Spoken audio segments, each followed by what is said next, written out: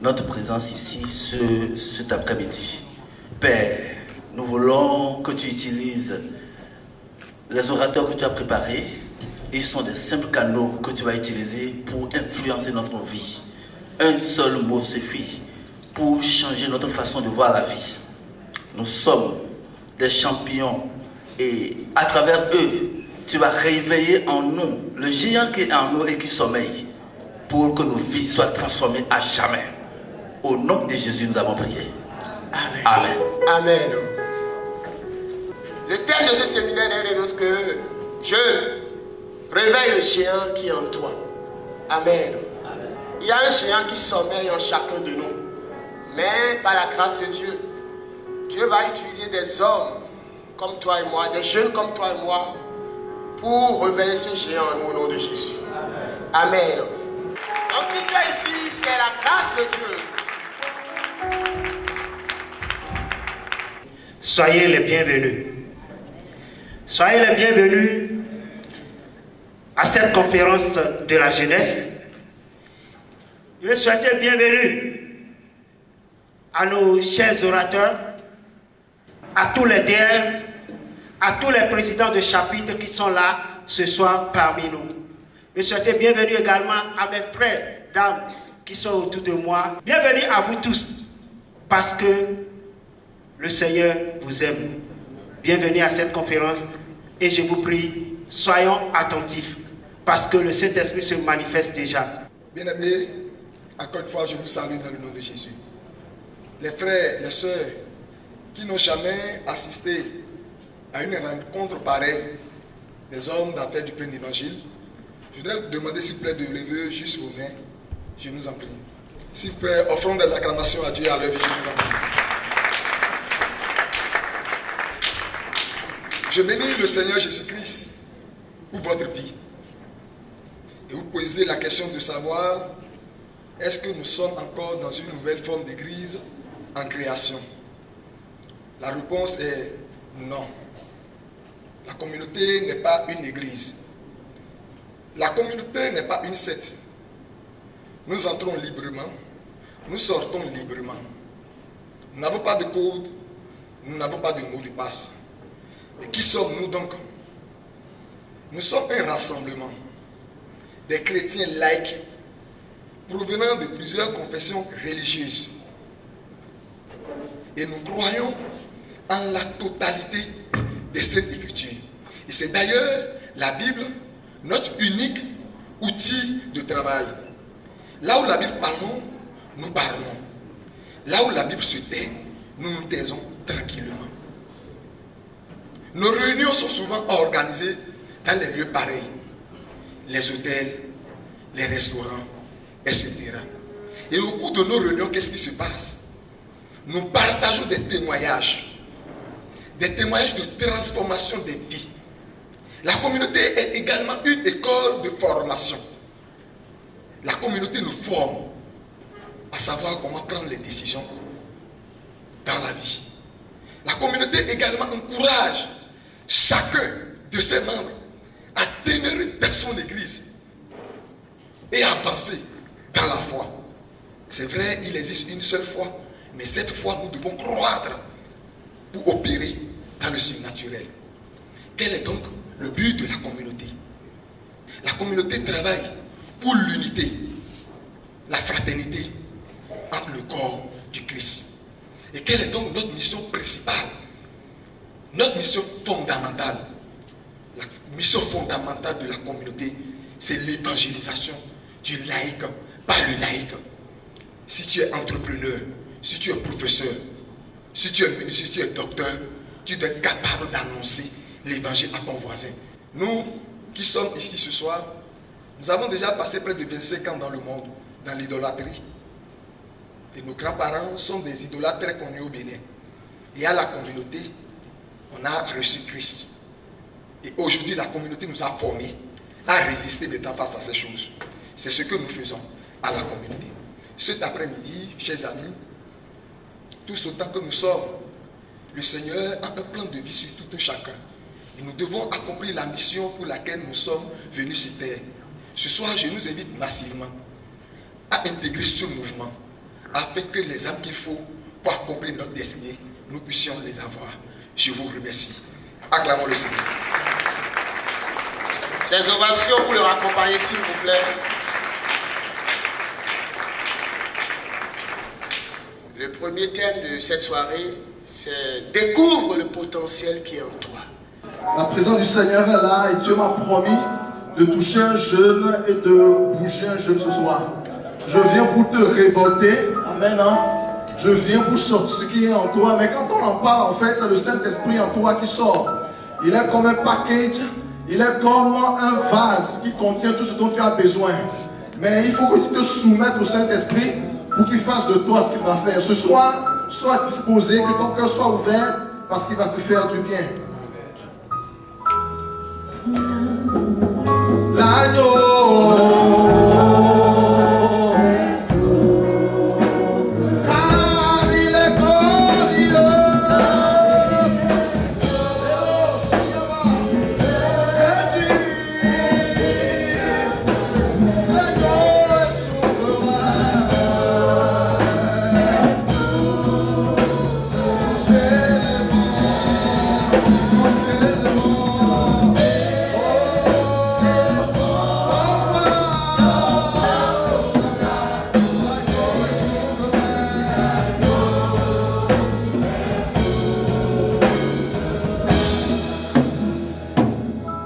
Merci Jésus.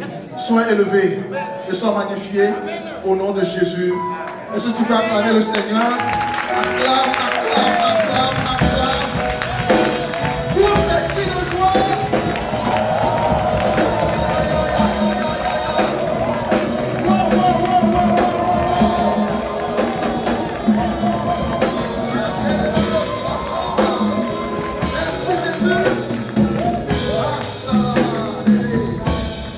Réveille le géant qui est en toi.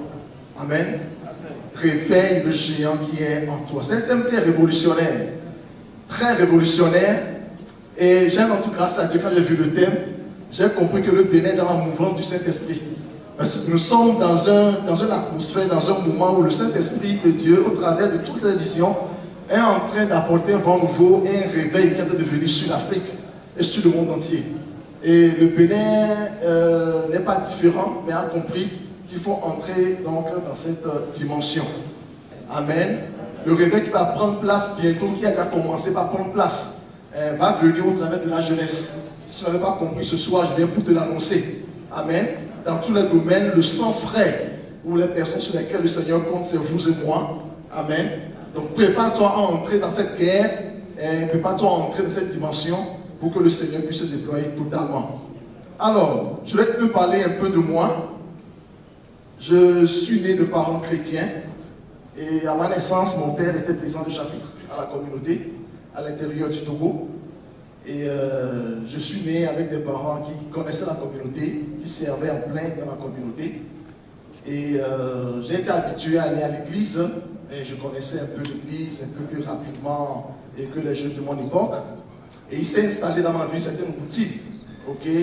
Parfois, on commet l'erreur de penser que parce que l'on va à l'église, qu'on a été habitué à l'église, aller à l'église, on est devenu chrétien et qu'on sert Dieu. On est habitué à la chair, on est habitué aux choses chrétiennes.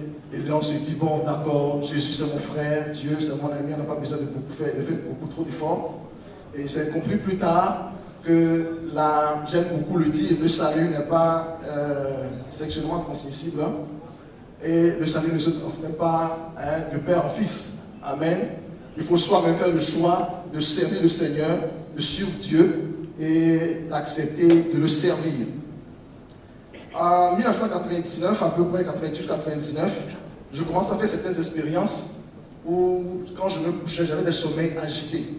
Agités parce que j'étais appelé chez moi le rêveur par mon père. Je voyais beaucoup de choses dans mes rêves. Le Seigneur me révélait beaucoup de choses qui avaient trait à la communauté. Et de manière surprenante, étrange, je voyais des choses qui pouvaient plus tard se réaliser. Je ne comprenais pas pourquoi, je voyais des choses et parfois quand je les voyais, j'étais perturbé dans mon âme parce que j'avais des sommeils vraiment très agités. Okay? Et je passe par les eaux du baptême Et j'accepte le Seigneur Jésus par la grâce de Dieu, je le confesse, et je suis baptisé en 2001. Et en 2008, je commence par expérimenter quelque chose de surprenant. J'entendais une voix qui m'appelait. J'ai commencé par avoir des problèmes parce que je ne comprenais pas ce qui se passait. J'allais voir mon père parce que je pouvais entendre une voix audible qui m'appelait. Et de manière surprenante, la voix qui m'appelait était exactement la voix de mon père. Alors quand j'étais à la maison, j'étais un peu perturbé. J'allais voir mon père, je disais, mais tu m'as appelé, mais il ne m'avait pas appelé. Donc la voix m'appelait, c'était exactement la voix de mon père, et je ne comprenais pas ce qui se passait. J'étais là, j'étais troublé. Un jour, mon père a dit à ma mère, ce garçon m'a amené chez les psychiatres, parce que certainement il a un problème qui ne se retrouve pas. C'est comme ça qu'en 2009, alors que j'obtenais mon bac, puis j'allais à l'université de Lomé, que j'ai fait une expérience, je me couche la nuit et j'ai pour une première fois ce qu'on appelle une vision. Je ne m'endormais pas, je n'étais pas endormi. Et ça, c'est le sens de mon message qui est un trait avec le thème qu'on nous a donné. Je n'étais pas endormi, j'étais souffrant et j'étais en convalescence. Je me couche, j'étais encore conscient et je fais une expérience bizarre. Je commence par entendre dans ma chambre les bruits ou le son d'une musique. C'était comme une musique classique qui se jouait. Je n'avais pas de baffle, je n'avais pas de micro, j'avais rien dans ma chambre, pas de dispositif. Et je commence par ressentir, alors que j'étais couché dans ma chambre, le son d'une musique classique, comme des mineurs qui se jouaient. J'étais perturbé, j'étais couché, mais je ne pouvais pas bouger. Il y avait comme une force qui m'avait retenu sur mon lit. Et j'entendais le son de cette musique-là pendant une longue période. J'étais seul dans ma chambre. Je voulais appeler mon père, appeler à l'aide, mais je ne pouvais pas parler, ni crier. Mais cette force m'avait retenu sur mon lit. Et cette scène a duré pendant un moment. Et c'est juste après ça que je me perds. Je sens comme si j'avais été enlevé. J'étais toujours sur mon lit. Et je rentre dans une atmosphère bizarre, mais très formidable. J'étais comme suspendu dans les airs. Et je voyais un espace comme un palais royal. Je voyais des fleurs qui étaient parsemées. Et je voyais comme sur le sol. C'était très beau. Quand j'en parle, je ne sais pas comment je peux décrire cela. Mais il y avait des fleurs, il y avait des allées, il y avait comme un tapis rouge sur le sol, mais une atmosphère très grande, mais très beau, comme un palais. Et cette musique continuait par se jouer. Et à un moment, j'ai commencé par entendre comme les bruits d'une armée. Une armée qui s'avançait avec des pas qui étaient bien rythmés sur la musique. Et j'ai commencé par voir une armée qui s'avançait, mais qui était en différentes catégories. Il y avait des gens qui avaient des épées, d'autres avaient un fusil, d'autres avaient des trompettes. Ils étaient habillés très joliment, mais ils étaient comme en différentes catégories et ils s'avançaient lentement au son de la musique. J'étais conscient sur mon lit et je faisais cette expérience-là. Je ne comprenais pas. J'ai commencé par crier, mais qu'est-ce qui se passe? Et je vois la scène pendant un moment, et c'est juste après cela que cette scène disparaît et j'entends la voix qui avait l'habitude de me parler. Et c'est là que cette voix me revient et cette voix se présente à moi. Il m'a dit, je suis l'Éternel des armées. Voilà pourquoi je crois que Dieu nous gère comme une armée. Mon message, c'est un message d'armée. Et il m'a dit qu'il est en train de s'apprêter à lever une armée. Et la précision que j'apporte, c'est que les gens que j'ai vus étaient des jeunes. En ce moment, on n'avait pas encore commencé la communauté, on n'avait pas encore commencé le chapitre des jeunes à Lomé. Et nous étions, c'était un peu avant que nous commencions cette expérience-là. Et je vois des jeunes qui étaient là, et la voix me dit qu'ils s'apprêtent à lever une grande armée pour le réveil des derniers temps. Et que cette armée allait être composée de jeunes gens de différentes catégories. C'est un message que j'avais reçu, mais je n'ai pas compris le fond du message. Et j'ai cherché à comprendre. L'avant m'a parlé pendant longtemps plusieurs choses qui ne me sont pas permis de dire ici, mais il m'a dit beaucoup de choses par rapport à mon ministère et ce que j'allais faire. C'est pour ça que la scène disparaît. Je me réveille tout apeuré et je cours vers mon père. Je lui raconte l'expérience. C'est là que papa me dit, tu viens de recevoir l'appel de Dieu. Je ne comprenais pas ce que c'était en ce moment-là. Et j'ai commencé par chercher à mieux comprendre, à servir, à lire la parole de Dieu, à comprendre ce que Dieu essayait de me dire. C'est en ce moment-là que, avec les anciens, on a décidé donc de commencer le chapitre des jeunes à l'université de Lomé. On a commencé avec l'aide des anciens, on a commencé par évoluer progressivement. Et c'est comme ça, dans cette mouvance-là, que j'évolue en cherchant à rencontrer, à connaître le Seigneur, à savoir ce que le Seigneur était en train de me dire. J'ai un message pour toi ce soir, je vais évoluer, mais pendant que je donne le témoignage, j'avance pour te dire, pour t'informer que le Seigneur a décidé de susciter une armée pour la fin des temps. Il y a un grand réveil qui vient sur le monde, qui a déjà commencé. Et les visions l'ont compris. Plusieurs serviteurs de Dieu, lorsqu'ils sont connectés au Saint-Esprit, vous disent la même chose. Et la Bible en a parlé. Démon Chankarian, dans le livre Les gens les plus heureux sur terre, a parlé de ce réveil qui a pu devenir. Il a parlé des laïcs, il a parlé de l'évangélisation des laïcs. Et les gens que j'ai vus, c'est des personnes qui ne font pas forcément partie du clergé, comme nous le savons, la communauté, mais des jeunes gens que Dieu, sur lesquels Dieu va déverser une onction particulière pour être des rois et des sacrificateurs dans plusieurs dimensions. Amen. Et ce soir, je viens pour t'aider ou te recruter avec moi dans la main du Seigneur. Amen. Pour que ce que Dieu s'attend à faire dans le monde, tu sois partisan et partisan de cela. Ma prière pour toi, c'est que tu ne sois pas en marge ou en dehors de ce que le Seigneur va faire. Mais il y a une onction particulière, puissante, que Dieu s'apprête à déverser sur le monde entier. Et un peu partout, les gens l'ont compris. Ici, ma prière pour toi ce soir, la première des choses, est que tu comprennes que Dieu t'attend. Amen. Le monde des ténèbres est trop gourmand et est en train de prendre des âmes de manière, comment dire, illégitime. Amen. Mais Dieu est en train de former des jeunes gens comme toi et moi. Amen. Qui seront prêts à aller sur le champ de bataille pour retirer les âmes du Seigneur et venir à Jésus. Est-ce que quelqu'un ce soir veut rentrer dans la main du Seigneur? Est-ce que tu es prêt à entrer dans la main du Seigneur pour aller tirer les âmes, pour les amener à Jésus? Amen. Actes chapitre 1, le verset 21, si quelqu'un a apporté sa Bible ce soir, c'est le seul passage que nous allons lire, peut-être deux, sur lequel va se baser rapidement mon intervention. Il est écrit. Actes chapitre 1, le verset 21. À verset 21. Oui. Il est écrit.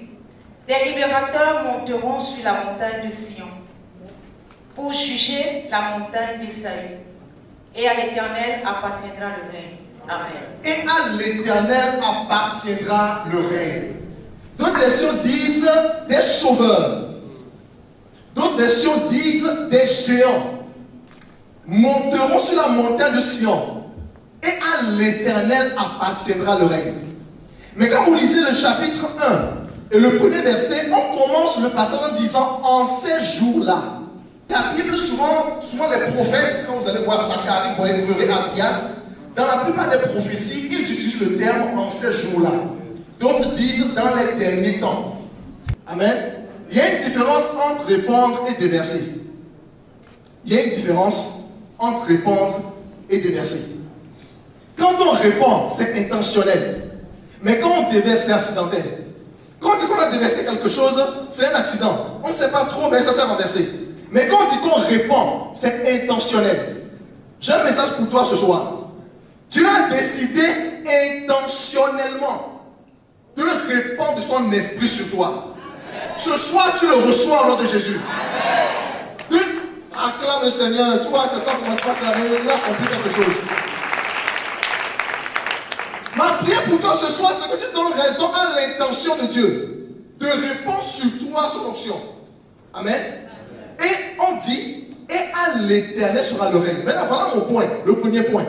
En ces jours-là, désigne une période particulière. Soit dans les derniers temps, soit dans les derniers jours, soit en ces jours-là. Quel est le temps qu'on indexe quand on dit en ces jours-là? Lorsque le Saint-Esprit descend sur les chrétiens dans la chambre haute, dans Actes chapitre 1, le verset 8, la Bible dit que Pierre se lève et Pierre commence à expliquer ce qui s'est passé. Quand vous lisez. Et Pierre, quand il explique, Pierre rappelle la prophétie de Joël. Il dit ce que Joël avait dit s'accomplit aujourd'hui. Et il commence par détailler. Donc, Joël en prophétisant disait en ces jours-là. Mais quand Pierre vient et puis il dit que ce que Joël avait dit s'accomplit aujourd'hui, ça veut dire que lorsque Joël disait en ces jours-là, Joël était en train d'indexer le jour exactement où l'onction du Seigneur allait se répandre sur les chrétiens. Amen. Et donc, quand on dit en ces jours-là, on parle encore des derniers temps. Donc, la question, les derniers temps ont commencé à quel moment? Les derniers temps ont commencé le jour où dans Actes 1, le chapitre 8, le Saint-Esprit de Dieu est descendu sur les chrétiens. Je ne sais pas à qui je parle ce soir. Je ne sais pas à qui je parle ce soir. L'onction du Seigneur est descendue. Et cette onction est encore disponible. C'est de là que les apôtres ont été relâchés. Et sont partis pour des choses formidables. Ce réveil a continué. Vous savez, plusieurs réveils se sont succédés dans le temps. Plusieurs réveils. Après le réveil qui est dans Actes 1, chapitre 8, lorsque vous allez sur les réseaux sociaux, vous tapez le réveil d'Azusa Street. Où il y a quelque chose qui s'est passé aux États-Unis. Et tous les grands serviteurs de Dieu que vous connaissez aujourd'hui sont les fils du fruit du réveil d'Azusa Street. Qui connaît ça? Qui a entendu parler de ça? Ah, il y a des gens ici. Très bien. Il y a quelque chose qui s'est passé aux États-Unis. Où le Saint-Esprit est descendu sur des gens comme dans Actes chapitre 1, le verset 8. Et plusieurs serviteurs de Dieu sont sortis de ce réveil-là. Et beaucoup aujourd'hui sont les fils et les filles de ceux qui sont venus en ce temps-là. Mais quand Joël parle de plusieurs réveils, mais pas d'un réveil qu'il appelle le réveil de la pluie de l'arrière-saison. Qui est le dernier réveil qui va venir avant le retour de Jésus. Et il a dit que ce sera un réveil beaucoup plus court, mais un réveil qui sera très puissant. Où Dieu va se déverser de manière tangible dans la vie de plusieurs personnes. Je t'annonce ce soir que c'est ce réveil que nous attendons. Amen. Le temps vient où dans ton domaine on ne te reconnaîtra pas. Je ne sais pas à qui je parle. Le temps vient où dans ton domaine on ne te reconnaîtra pas. Amen. Dans tes activités, dans ta famille, il y a une onction particulière qui tombe sur toi. Et le Seigneur se saisit de toi. J'étais à Lubumbashi il y a quelques semaines, en RDC, et je disais quelque chose qui a pu choquer les gens. J'ai dit que le temps vient où lorsque les gens tomberont malades, le premier réflexe que les gens auront, ce ne sera pas d'aller à l'hôpital, pasteur. Le premier réflexe, le Saint-Esprit va se bouger au milieu de nous. Que le premier réflexe que les gens auront, ce ne sera pas d'aller à l'hôpital. Les hôpitaux vont chômer. Je suis désolé. Je suis désolé pour les médecins. Est-ce qu'il y a des médecins ici? Il y a des docteurs? Ne vous fâchez pas contre moi. Amen. Mais j'ai un message pour toi. Je crois que je parle pour quelqu'un ici. Est-ce que la personne est ici ou la personne est dehors? La personne est ici? Le temps vient où on dira non, n'allez pas à l'hôpital. Je connais un frère et une soeur.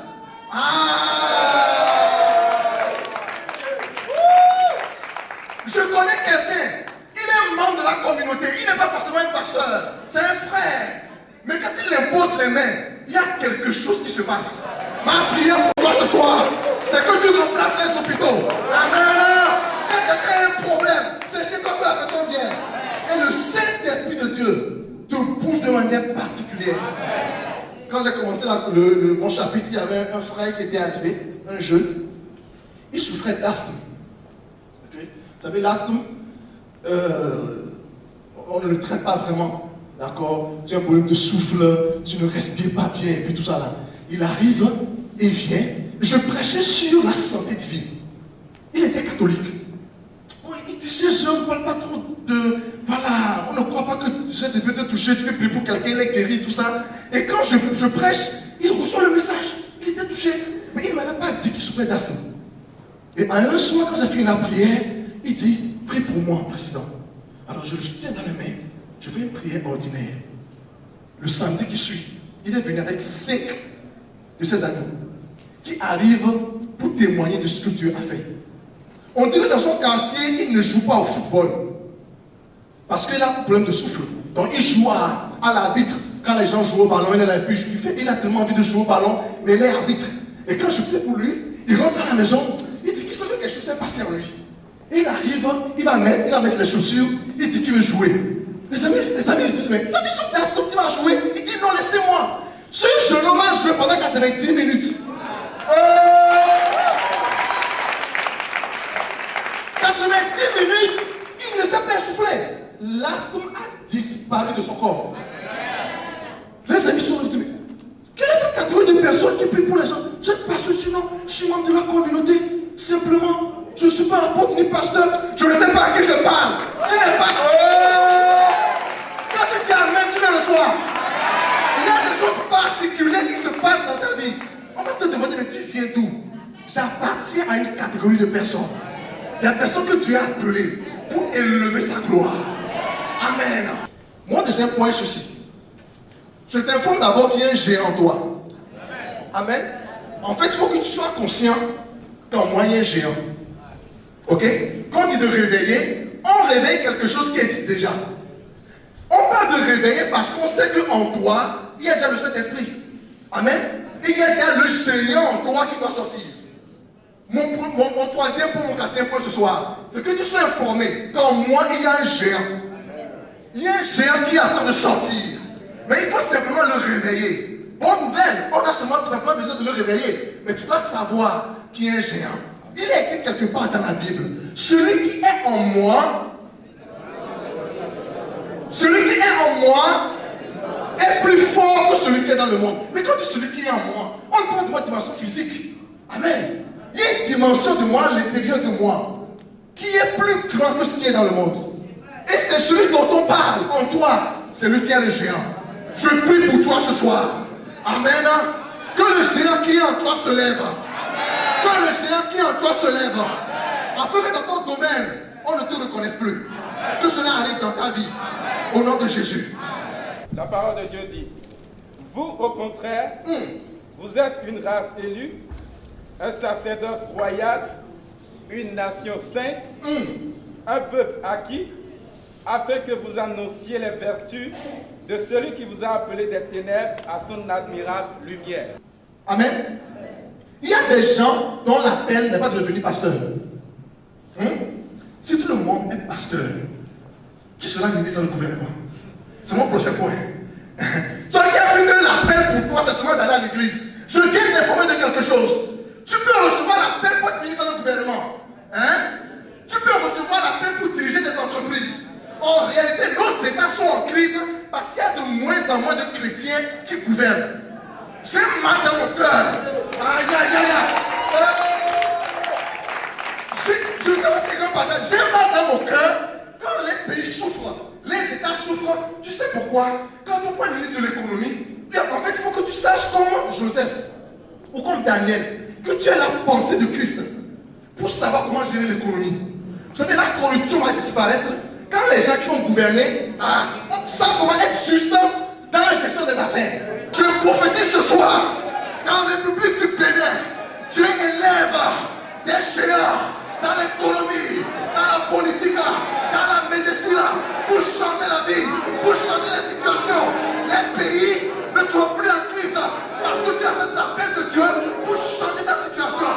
Dis amen à ça. Il y a 7 sphères d'influence. Ok? En fait, il y a 7 domaines qui permettent de gouverner un pays. Quand on cite l'économie, la médecine, il y en a 7. Ok? Dieu donne l'appel à des jeunes pour opérer dans les 7 sphères d'influence. Et c'est pour cela que Dieu nous appelle. En fait, le réveil des derniers temps, ce ne sera pas des laïcs. Voilà pourquoi prenons sur la communauté. Ce qui va se passer dans les derniers temps, les pasteurs sont fatigués. Je suis désolé s'il y a un pasteur ici. Les apôtres, on est fatigués. Vous savez, il y a des domaines dans lesquels ton pasteur ne peut pas aller. J'ai dit un jour à mon église, les gens sont fâchés pour dire que le pasteur peut prêcher dans son quartier, mais quand il s'agira d'aller changer l'économie, on n'a pas besoin d'un pasteur. Pasteur, je suis désolé, mais mon pasteur est un pasteur particulier. Amen. Mais il faut que quelqu'un qui a étudié l'économie. C'est pour ça que les jeunes allaient à l'école. Les jeunes allaient à l'école. Étudier. Amen. Parce que pour aller changer l'économie, on n'a pas besoin de quelqu'un qui a la chair. C'est là que la communauté arrive. Amen.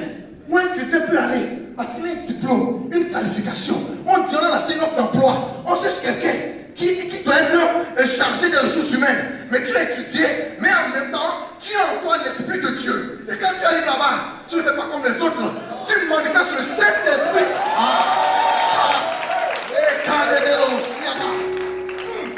Mais en fait, quand on parle des revenus sacrificateurs, ce que Dieu va faire, Dieu va susciter des gens qui opèrent dans 2 dimensions.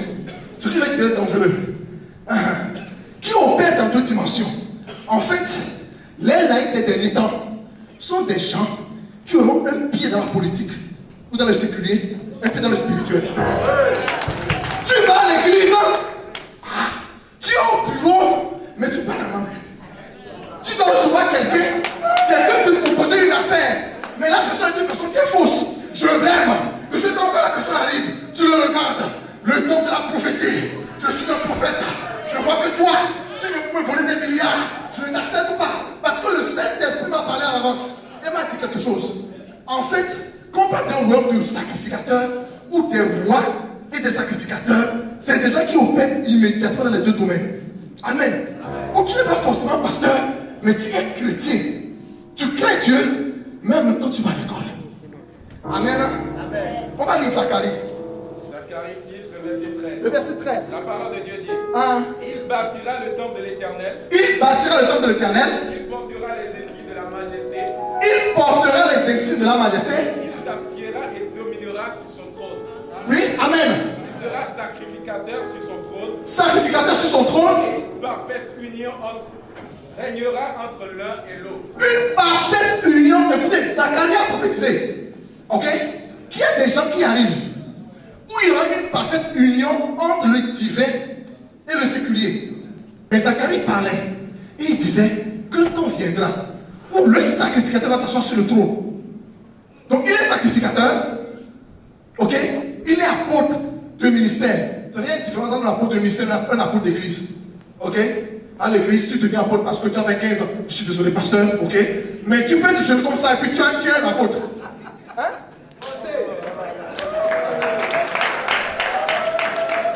Tu peux être jeune comme ça, tu es un prophète. L'onction de prophétie vient sur toi. Tu ne vas pas à l'église, on ne t'appelle pas prophète. Mais en toi, il y a la dimension de la prophétie.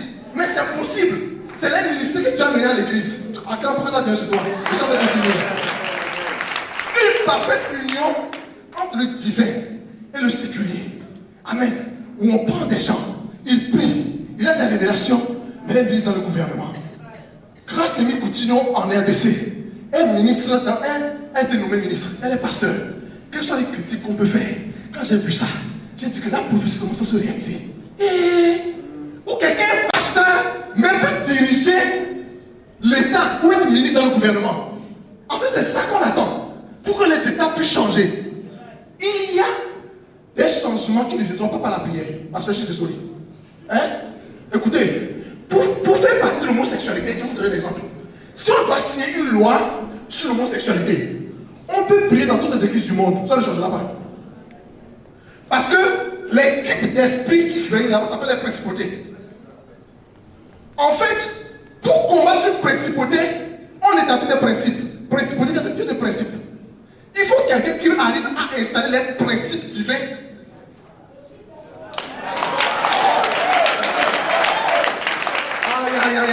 Il faut que je finisse, il faut que je finisse. En fait, tu peux prier, mais si la personne qui signe n'est pas chrétienne, elle va signer l'homosexualité. Mais il faut que la personne qui tient le pied quelqu'un chrétien, quand il prend la main, il dit non. Dans mon corps, le Saint-Esprit me dit que ce n'est pas possible. Je ne l'accepte pas. Il y a un pouvoir de décision. C'est ainsi que pour combattre les principautés, il faut aider à installer les principes divins. Et les principes divins, c'est le roi. Amen. Mais c'est le roi et les sacrificateurs. C'est des gens qui opèrent en même temps dans le divin et dans le séculier. Il est pasteur, mais il est ministre. Il est prophète, mais il est ministre. Il est apôtre, mais il est ministre. Il est intercesseur, mais il est président de la République. Je prie pour toi ce soir. Que Dieu qui est sur toi, non soit des rois et des sacrificateurs. Ou pendant que tu pries, tu vas opérer. Amen. Et tu avances. Les jeunes étudiés. Je vois des jeunes qui ont des masters, des doctorats, qui avancent. Quand il y a des offres d'emploi, vous postulez aux offres d'emploi. Parce que vous comprenez que c'est le seul moyen dont vous disposez pour opérer. Ce soir, que l'onction du Seigneur tombe sur toi. Amen. Et que dans cette nouvelle dimension d'onction, que le Seigneur s'apprête à déverser. Que tu sois celui par lequel il passe pour changer les nations. Je vais dire, mettez-vous sur vos pieds, s'il vous plaît. On va prier, pasteur, on va prier. Mettez-vous sur vos pieds. Quand Jésus vient, en fait, je ne suis pas venu pour créer une église. Jésus est venu pour élever des hommes politiques. Parce que d'abord, quand vous regardez, tous les disciples de Jésus qui n'étaient pas des chômeurs. Ok? Ils n'étaient pas des chômeurs. Il y en a qui étaient faiseurs de tentes, il y en a qui étaient médecins, lui qui était médecin. Il est parti choisir des gens qui travaillaient déjà. Pour dire, viens maintenant, avec l'évangile de Jésus, va impacter ton domaine d'activité. En fait, c'est de ça qu'il s'agit. Que les chrétiens et les qui ne sont pas compris. Et quand il vient, c'est pour ça qu'il ne choisit pas ses disciples. Il en choisit 12. C'était pour confondre les 12 dieux. Les gens qui se lèvent contre lui, le roi des Juifs, parce qu'ils ont compris qu'il était venu apporter un autre système de gouvernance. Où les 12 qui étaient des apôtres allaient être relâchés dans les 12 dimensions pour changer la vie de la Rome. Et qu'elle les a envoyés. C'est ça la dimension. Et c'est ça le message. Bon, on va prier pour toi ce soir. C'est que tu puisses comprendre qu'il y a un nouveau type de serviteur de Dieu. Où tu as un pied dans le séculier et un pied dans la gouvernance. Je prie ce soir, lève les deux mains. J'annonce et je prophétise.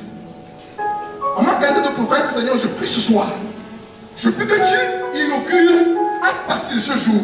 Ce message, je ne l'avais pas préparé. Mais tu me l'as donné ce matin quand j'entrais sur le territoire. Tu m'as dit, c'est ce que tu vas dire. J'ai libéré ton message. Je prie au nom de Jésus. Que les gens qui ont les mains levées en ce moment, pendant que je parle, qu'il y ait une dimension particulière d'onction qui coule sur eux. Au nom de Jésus. L'onction de la dimension des rois et des sacrificateurs. Au nom de Jésus. Je prie au nom de Jésus qui sont relâchés en politique, dans la médecine, dans les différentes sections. Amen. Et nos pays commencent par connaître un grand changement. Que cela arrive maintenant. Au nom de Jésus. Amen. Acclame le Seigneur. Acclame le Seigneur. Acclame le Seigneur ce soir. Acclame le Seigneur. Acclame le Seigneur. Je suis sûr de quelque chose. Tu ne sortiras pas ici sans être transformé. Amen. Le Seigneur va révéler la meilleure version de ta personne. Nous aurons la grâce d'écouter encore un témoin spécial avec un témoignage édifiant. Alors je te prie encore une fois d'être attentif pour ne rien rater. Je me nomme Isaac Fayon. Je suis le 4e enfant d'une famille polygame de 7 enfants et je suis le benjamin de ma maman qui est la première femme. Les deux sont des fonctionnaires de l'État. Papa est conducteur de développement rural qu'on appelle RTL à l'époque et maman est sage-femme d'État. Actuellement, elle est à la retraite. Donc, nous sommes des enfants nés un peu avec la cuillère en argent à la bouche. À la maison, tout allait bien.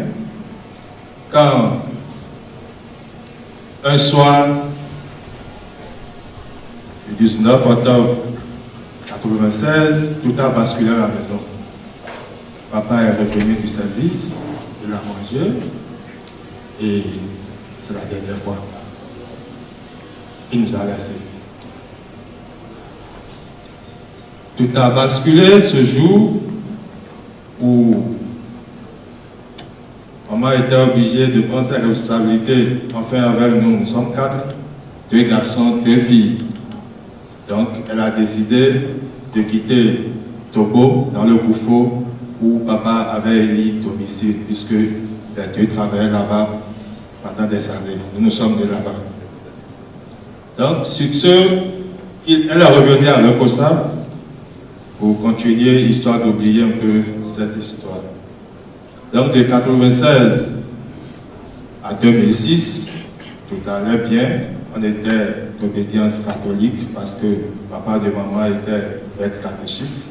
Donc, on obéissait dans les pratiques romaines. Et on était là. On était là et elle se débrouillait comme elle pouvait avec ses maîtres moyens. En 2006, j'étais en classe de 3e quand tout a encore basculé une 2e fois. C'est ma grande sœur, celle que je suis, qui a contracté une maladie anodine. Les allers-retours dans les hôpitaux et elle-même du domaine n'a rien donné, n'a rien révélé. Et elle était à bout parce qu'il n'y avait pas à cet hôpital étant du domaine, elle n'a pas pu fréquenter. Elle s'est prise en charge dans du domaine. Et elle était à bout de souffle. C'est ainsi que subitement à la maison, je dis subitement, parce que moi j'étais encore un peu adolescent, je suis de rien. Subitement, un homme de Dieu a fait son apparition, a fait une vision à la maison et priait pour ma grande soeur. Des filles en aiguë, il y a eu début d'amélioration. Dans cela, on était là quand un dimanche matin, elle me réveilla et puis elle dit, à partir d'aujourd'hui, on va se réveiller quelque part, tu me suis. Et elle est de cette nature, elle est catégorique. Ou soit tu as ton père, ou soit tu subis un représailles. C'était comme militaire à la maison. Donc, voilà, je l'ai suivi. On est parti à l'église. C'était le pasteur de Pentecôte de la foi, le Cosa Centre. Donc, nous voici à l'église. On était là. C'est quelqu'un, quand nous sommes en public, tu dois le suivre de regard. Parce qu'elle parle de l'un. Tu dois le suivre. Quand tu es déconnecté, elle va à la maison. Donc, je la suivais parce que je n'étais pas d'accord, ça se disait. Donc, étant téméraire, têtue, elle savait qu'au cours du culte, je puisse partir à la maison. Donc, elle me suivait de près. Bon, au cours du culte, on était là, on a dit, ceux qui veulent recevoir Jésus, avancer devant, et elle m'a fait signe des yeux, je l'ai suivi, sans protocole. Donc, on est parti devant. On a confessé Christ. On m'a dit de répéter, j'ai répété. Jusque-là, on est quitte. On était quitte, mais en moi, il y avait une guerre. C'est quoi la guerre? Quel est ce Dieu dont me parle qui va guérir ma soeur, qui a laissé papa partir, c'est maintenant qui veut sauver ma soeur et sauver moi aussi? Ça n'allait pas en moi. Donc ça résonnait fortement en moi. Mais quel est ce Dieu? Papa et moi, puis c'est maintenant que ce Dieu se réveille pour sauver. Non, ça, c'est du baratinage. Je ne suis pas dedans avec eux. Mais je n'avais pas la capacité de montrer, sinon, ça aurait mal passé. Donc, je subis ça. Je subis ça en 2009, j'ai obtenu mon bac. Donc, j'ai quitté le métier. Tant mieux, je suis à l'université, j'ai pris le temps maintenant. Je suis livré à moi-même. Une fois à l'université, église, quoi, j'ai changé ça. Parce que pour moi, ça résonne fort. Parce que mon point faible jusqu'à aujourd'hui, c'est mon père. Je l'ai connu maintenant petit, il y avait une relation qui était entre nous. Je suis le dernier enfant à qui il a parlé avant de partir. Donc je suis toujours accroché à lui, dans son sac, toujours dans son sac. Et à l'université, en 2009, dans le bac, donc en 2010, le campus, j'ai relevé au second point tout ce qu'il y a. Même quand ça s'approche de moi, je n'écoute pas. Parce que si ton Dieu est si merveilleux, pourquoi mon père est parti? C'était extraordinaire. Donc, dans ce métier, pour moi, dans ma tête, ma philosophie était celle-ci. Travail acharné, plus discipline, tu iras au bout. Tout dépend de toi. J'étais là, j'ai fini la première année, deuxième année, j'ai fait CBG, j'ai contracté premier échec scolaire, j'ai dit d'accord. J'avais touché mes branches. L'année suivante, c'est la troisième année avec bourse. J'ai dit, tout va bien. Troisième année, j'ai validé 100 heures. J'ai fini la licence. Pour moi, je me suis préparé à aller au doctorat. C'est dans ma tête. Quand un beau matin, elle m'appelle, elle m'a dit, tu avais tel âge quand ton papa est parti. Aujourd'hui, tu as la licence. Prends-toi à charge. Elle dit, ça peut être l'histoire ça. Et rapidement, j'ai appelé mon grand frère. Il a dit oui, tu vois, moi j'ai pas eu la chance d'aller à l'université. Tu es parti, tu as la licence, prends-toi en charge. Ça a commencé. Ah, dans le temps, quand tu avais, moi j'ai fait le système classique, licence, maîtrise, DEA. Donc quand on avait DEA à l'université, on pouvait enseigner. Et tous mes amis enseignaient. Mais comme moi j'ai le soutien, je dis j'irai au bout. Sinon, si je dévie, il me sera difficile après de revenir au papier, quand l'argent commence à tomber. Donc j'ai dit, je vais persévérer et aller au bout de mes études universitaires. Et c'était le tremplin, quand elle m'a coupé, et c'était catégorique, non négociable.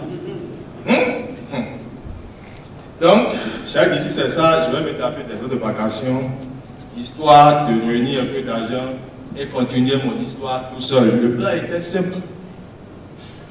Mais, c'est là que j'ai vu de toutes les couleurs. À partir de ce jour, je dépose le dossier, ça ne fait pas. Cotonou ne marchait pas, j'ai dit bon, le vieux a construit à Togo. On dit souvent qu'il y a un manque d'enseignants dans l'intérieur. Je suis là à l'intérieur, voici ça va prospérer. J'ai pris contact avec les amis d'amphithéâtre, Adja. On a discuté, je suis descendu, j'ai déposé près de 30 dossiers, rien n'a pêché. Le seul qui a pêché, le directeur me demandait 5 000 francs. Je ne sais pas. Parce qu'on m'a coupé les fonds, effectivement. Je ne sais pas. Donc je suis venu bredouille. Je suis revenu cracher auprès de mon coloc avec qui j'ai fait l'université. Lui là, continuez pas à m'accepter toujours. J'étais là et je vous dis 100 francs, 50 francs. C'était parce que je n'avais pas rien, nada. Je dois sortir la tête de l'eau. C'était la merde. Je faisais partie de l'association des étudiants ressortissants de l'EPOSA. Donc, je dis, bon, comme tu n'as rien à faire, monte alors au bureau exécutif. Parce qu'avec le bureau exécutif, on racontait un Europe d'accueil qui était, mais à l'époque, peut-être que les miettes peuvent tomber de là. Donc, de là, je suis devenu organisateur de l'association. Avec mon président, on a commencé. En temps, maman a pris retraite en 2008, quand j'étais en première, elle est partie à Cocteau. Donc mon grand-père est resté sur place, lui aussi il a déménagé, il avait s'installer à Cotonou. Donc il n'y avait plus de répondants à l'opposant. Et le président a décidé de me garder chez lui. C'est là que j'ai encore vu de tout ça. Lui, il a fait un émis, il était dans la bouche. Ça, c'est son monde à lui. Et chez lui, dans sa chambre, c'était écrit dans nos points finis. Et un jour, un matin, il me réveilla, il me dit, Isaac, tu es mon grand frère. Dans le bureau, tu as le plus diplômé, ainsi de suite. Mais je n'attends pas. Il est temps que, en tant qu'un garçon, tu te prennes en charge comme ta maman t'a dit. Tu te prends en charge comment? Il me dit, tu me suis, on va aller chercher la cause de tes malheurs. Il a dit, moi je dis, c'est mon souci ça. Maintenant, chercher pour avec quel argent, il me dit, et on va partir. Il m'amène chez son prêtre, mon nom, et c'est là que j'ai vu Fétiche qui parle pour la première fois. Fétiche parle, expose ma vie. Et au finish, résumé, on me dit que c'est parce que je n'ai rien donné à mon père de faim que je souffre. Il faille faire des cérémonies. On m'appelle la liste. Je lui ai dit, je n'ai qu'un franc. Et on m'a dit, tant que ça ne soit pas fait, que c'est des blocages est fini dans ma vie. Que rien ne va prospérer. Sur ce tableau, on a fini avec l'ARL, je suis revenu à Cotonou. Puis on est à Cotonou, maintenant je me base sur le grand frère pour avoir des miettes, parce que lui il a maintenant un poste, j'étais au ministère de l'Agriculture. Je viens, lui me dit, pour prendre un seul copec dans ma poche, on se voit à l'église. Comme quelle histoire ça? Donc on va se voir à l'église, alors que tu me donnes un franc. D'accord, le plan est simple alors. Donc chaque dimanche, je te vois à l'église, tu me donnes l'argent, je retourne chez moi. Donc chacun a ses objectifs. C'est ainsi le premier dimanche, je me suis lavé, bien habillé, parce qu'à l'époque j'avais la blouse. Donc il y avait encore M. Sebon qui marchait bien. Et j'ai pris ma moto. Et je suis parti à l'église. Moi j'étais derrière l'entente, ce que j'ai entente à Glas. Et lui, l'église est à décombrer. Le Bozumpa. Donc pour y aller à l'époque, il faut traverser les rails pour se rendre à l'église. Aujourd'hui la voie est asphaltée. Et en traversant les rails, moi je suis tombé. Je suis tombé, mon pantalon est déchiré et j'ai des blessures à la main.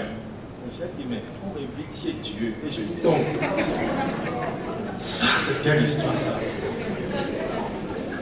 Et pour y aller, j'ai prêté 500 chez l'autre pour prendre l'essence. Dans l'espoir qu'au retour, je vais sortir. Seul, je me suis levé, je voulais retourner.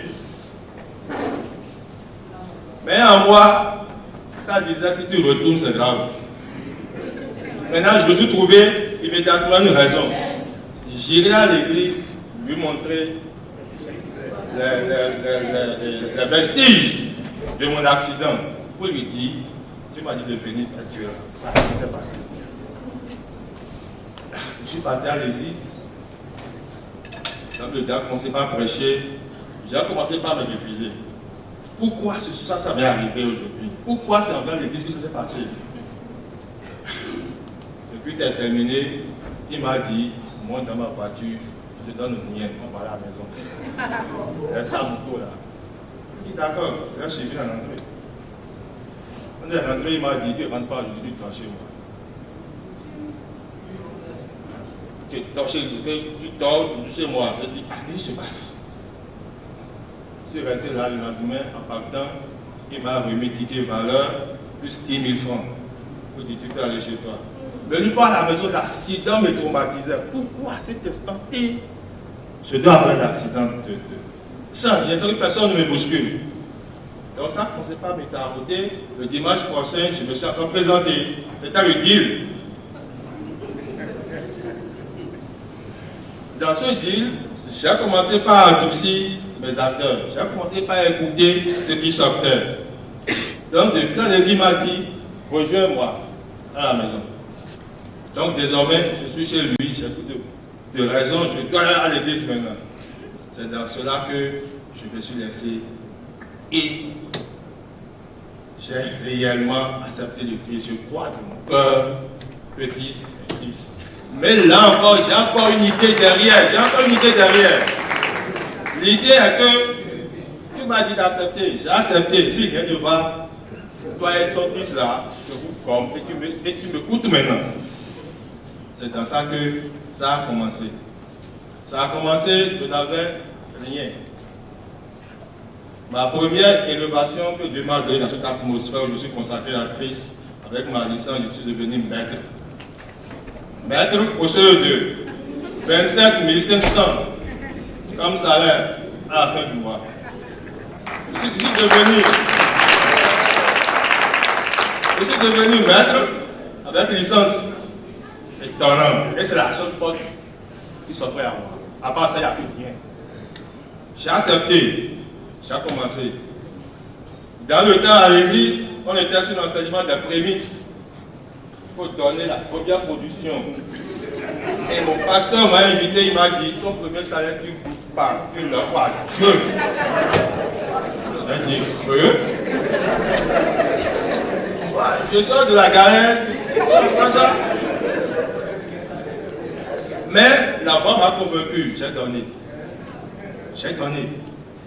Et ça fait 2 mois, j'ai tiré pendant 2 mois pour recevoir le deuxième salaire. L'année est terminée.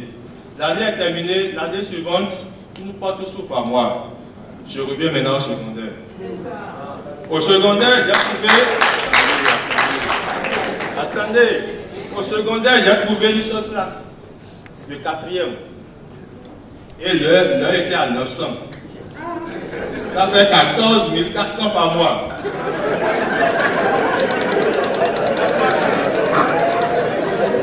Et les privés ne font jamais 1 mois de cours plein. La dernière semaine, c'est la semaine de devoir. Donc tu as 3 semaines de cours. Et dans les 3 semaines, si c'est encore férié, ça fait ton histoire. Là, j'ai dit Dieu, qu'est-ce que je fais? Je fais 7 000, c'est là que tu m'amènes. J'ai persévéré. J'ai persévéré, j'en étais là. Quand l'année suivante, l'école m'a donné 2 classes et une voie cette ouverte. J'ai trouvé une école à Pidrocène qui s'appelle Sainte-Mélissa, où je suis jusqu'à aujourd'hui. Revenir à Sainte-Mélissa, l'heure était bien payée. J'étais à 1800 l'heure. Ça a commencé par là, à Mélissa, j'ai commencé par trouver des cours de maison. Donc j'étais là, concours 2014, quoi, je venais marcher trésor, rien. Alors dans les études, je ne suis pas des moindres. Et j'étais là, quand l'État a reformé, j'étais aspirant. C'est pointé. Je suis parti au test de 11 mai, où on me donnait Jean Couteau. Je suis parti à ce test. Il y avait 9% d'admis. C'est à ce test que je suis possible. Et on était 22 professeurs de SVT à être recrutés dans l'Atlantique. En temps, j'ai validé ma maîtrise, il n'y a pas de temps, sinon je vais raconter comment ça s'est passé. J'ai validé ma maîtrise avant le concours. Donc, je suis parti avec ma maîtrise. En temps, les écoles privées ont fleuri que j'ai plus de temps dans mon programme. La semaine, je suis au cours du lundi vendredi. Et avec cela, je me suis inscrit à l'école normale supérieure où j'ai fini mon CAPES. Et aujourd'hui, pour finir, j'ai commencé l'aspirant en 2019 avec 9 sur 12 de salaire. Je vous dis que dans 9 sur 12 de salaire, la grâce de Dieu m'a accompagné. Je me suis marié 3 ans après.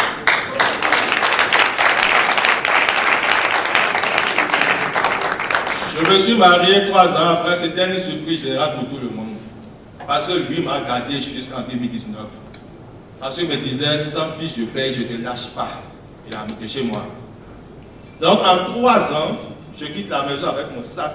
Et en 3 ans, le gars se marie sur fond propre. Sans dette. Je tiens à le préciser.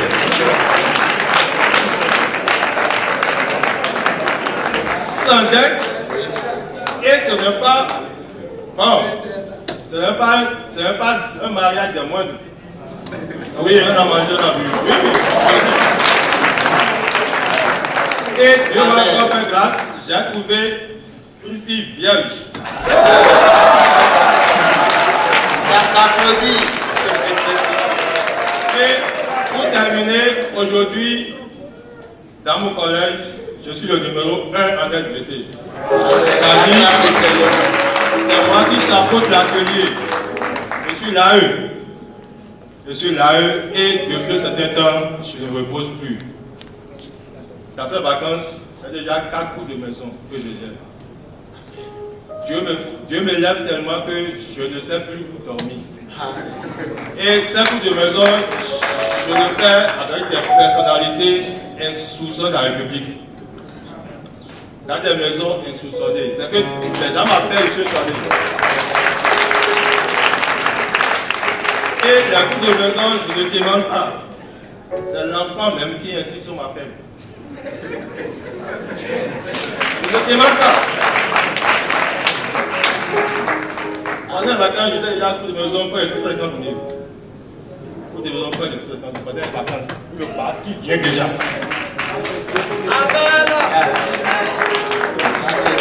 Ça c'est Dieu. Et c'est-à-dire, j'ai beaucoup de gens à donner le temps. Avec Dieu, je vous assure, ce n'est pas des mensonges. Et Dieu est en train encore d'écrire une nouvelle page. Amen.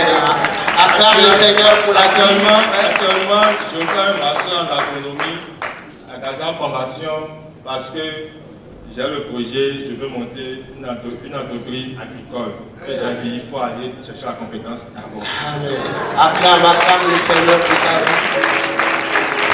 Donc, effectivement, de zéro, Dieu m'a pris, m'a poli, ça n'était pas facile, Dieu m'a vraiment poli et m'a positionné. Aujourd'hui, je corrige le PC sans embâche. Et je vous dis ici comment la correction est venue, ça va vous étonner.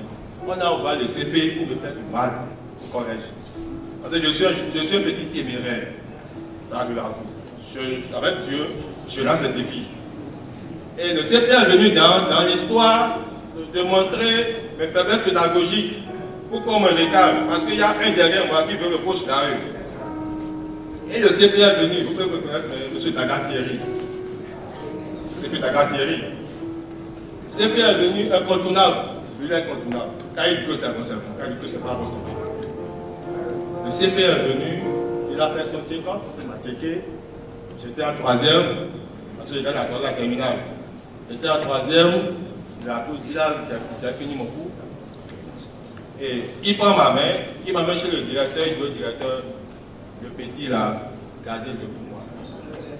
Il est précieux. Amen, amen. Et c'est là qu'il me dit, tu as corrigé une fois, je dis jamais, il m'a dit c'est faux. Comment tu es là, et ceux qui n'apportent rien d'SBT vont corriger. Désormais, n'attends plus l'établissement, il t'a même corrigé. Effectivement, il m'a amené corriger le PC pour la première fois. Pour le bac, je lui ai dit, CP, attendez, sinon ils vont me tuer très, très jeune. Non, c'est-à-dire que le système a monté de telle manière que quand tu es jeune et tu gravis les échelons, comme ça, nous sommes au Bénin. Ils vont te reconnaître dans le système. Lui-même, il en souffre, il a dit, CP, je suis encore jeune, je ne veux que laissez-moi d'abord. Et je vous jure, aujourd'hui, avec la prémisse, pour continuer avec la prémisse, jusqu'à aujourd'hui, je ne manque de rien. Acclame le Seigneur, acclame le Seigneur. Aujourd'hui, j'ai gagné 27 700. Aujourd'hui, j'en gagne 7 fois 25 700. Amen. Je tiens à le dire. Un témoignage édifiant.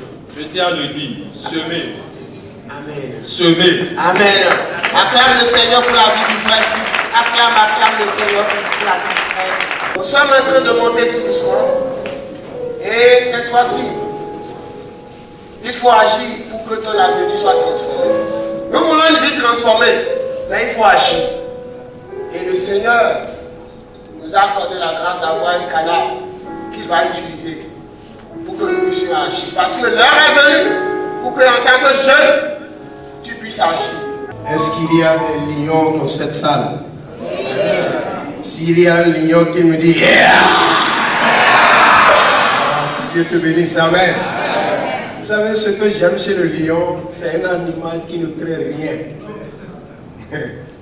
Lorsqu'il veut traverser la savane et il se lève, il regarde au loin et il pousse le cri. Il dit yeah! S'il y a un garçon qui se met sur ma voie, alléluia. Et ce soir, il y a des géants dans cette salle, il y a des lions dans cette salle. Ils me disent yeah! Que Dieu te bénisse, dis-moi amen. Agis pour transformer ta destinée. Agis pour transformer ta destinée. Nous sommes à une conférence de jeunes et je veux rappeler rapidement quelques précieux principes. La jeunesse est le carrefour de la destinée. La jeunesse est le carrefour de la vie. Une jeunesse ratée est une vie ratée. Une jeunesse qui est ratée, c'est toute une génération qui tombe sous le coup de la condamnation de l'ennemi. La jeunesse est le soubassement de la destinée. C'est pour cette raison, quand vous êtes jeune et que vous vous amusez avec votre destinée, avec votre jeunesse, c'est que vous êtes en train de vous créer des problèmes incalculables demain. Qu'il n'en soit pas ainsi pour toi au nom de Jésus. Amen. Bien-aimés, lorsque vous consultez un peu l'histoire, vous allez vous rendre compte que la plupart de ceux qui sont nos influenceurs, je ne parle pas de ce que nous voyons aujourd'hui, coach, je ne parle pas de ça. Nos influenceurs, les vrais, les David, les Daniel, les Esther, ce sont nos influenceurs. La plupart parmi eux ont commencé à influencer l'histoire jeune. Ils n'ont pas attendu d'avoir 40 ans. Ils n'ont pas attendu d'avoir 50 ans. Mais déjà à 17 ans, un jeune pouvait faire face à un lion et le déchirer. Parce qu'en lui, il y a un géant qui ne sommeille pas. Et je veux dire à quelqu'un ce soir qu'il y a un géant qui est en toi et qui a besoin d'être révélé au monde. La Bible dit, le monde attend la révélation des fils de Dieu. Ce que le monde veut voir, ce n'est pas forcément ta compétence. Ta compétence est essentielle. Mais ce que le monde veut voir, c'est l'esprit qui est en toi. La Bible dit, celui qui est en nous est plus grand que celui qui est dans le monde. Quand tu as l'esprit de Dieu en toi, tu as la compétence. C'est une explosion. Alléluia. Et je veux dire à quelqu'un ce soir que la jeunesse est le gardien des grands hommes. La Bible dit, quand vous prenez les 12 enfants de Jacob, quand il était en train de prier pour chacun, il a fini la prière avec le plus jeune qui était Benjamin. Il a dit, Benjamin est un loup qui déchire. Le matin, il dévore la proie. Et le soir, il distribue le butin. Un loup qui déchire. Ça veut dire qu'il y a des loups qui ne déchirent pas. Et si tu es un loup et que tu ne dévores pas la proie le matin, le soir, tu n'auras pas de butin à partager. C'est pour cette raison. Le matin, il te faut te lever comme un géant, comme un conquérant. Un jeune qui dort est un passif pour l'humanité.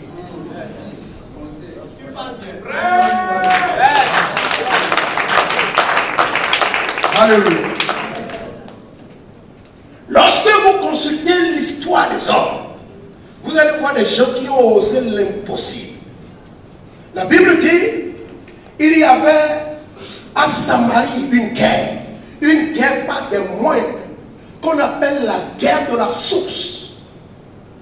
Un roi qui s'est levé, qui s'appelle Ben-Ahab, et qui est venu se positionner aux portes de Samarie. Personne ne peut entrer, personne ne peut sortir. Lorsqu'un ennemi se pointe aux portes d'un homme, il détruit sa vie. Parce que la porte d'un homme est le courant de sa destinée. Lorsqu'on bloque la porte à un homme, on lui a tout bloqué. Ben-Ahab n'a pas livré une guerre conventionnelle. Il est venu avec toute son armée et il est venu s'asseoir simplement aux portes de Samarie. Et il a amené de l'argent, il a amené son armée, il a amené tout le monde. Et tout le monde était là en train de manger. Et il parlait entre eux des jours, des mois. Et puis la Bible dit que la famine est rentrée dans la ville. Je vais vous faire fi de l'histoire du reste. Mais dans cette histoire, il y avait 4 personnes qui avaient toutes les excuses qu'il faut pour ne rien faire. On les appelle les 4 lépreux. Ce qui me dérange, c'est que l'histoire n'est pas allée chercher le nom de ces 4 personnes. Autrement dit, dans nos maisons, dans nos villes, ces noms seraient perpétués. Mais ils ont été combattus par quelque chose qu'on appelle la maladie. La maladie, c'est ce voleur de destinée qui vient, qui vous arrache votre identité. Un homme qui est malade et un homme qui perd son identité. On dira, cette personne le sidérant. On dira, cette personne, le gars qui a attrapé la tuberculose. On dira, le lépreux. Et c'était ça ce qui était arrivé. Il y avait une femme dans la Bible qui a marqué l'histoire parce qu'elle est allée toucher Jésus. Mais l'histoire n'a pas retenu son nom. L'histoire a simplement retenu qu'une femme qui perdait le sang. Je prie dans le nom de Jésus de Nazareth. Quel que soit le nom que la maladie t'a donné, j'efface ce nom de ta vie au nom de Jésus. Il y avait un homme que la maladie a attaché auprès d'une piscine pendant 38 ans. Ce monsieur avait des rêves. C'était un jeune qui avait beaucoup rien, mais il a été attaché à une piscine. Et l'histoire n'a pas retenu son nom. Pourquoi? Parce qu'il y avait quelque chose qu'on appelle la maladie qui a effacé son nom de l'histoire. Je prie dans le nom de Jésus, n'importe quel soit ce géant, cet homme ténébreux qui veut effacer ton nom de l'histoire, au nom de Jésus de Nazareth, je le paralyse. Il est écrit, ils l'ont vaincu à cause du sang de l'agneau et de la parole de leur témoignage. Allez. Ben-Hadad a livré cette bataille-là, mais il y avait 4 jeunes qui ont fait quelque chose d'inédit. Ils sont restés là et ils se sont dit, est-ce que nous allons rester ici jusqu'à ce que la mort nous atteigne? C'est-à-dire, là où nous sommes, faisons un peu le calcul. Si nous restons silencieux, on va mourir. Mais si nous allons là-bas, c'est 50-50. On peut mourir. Mais...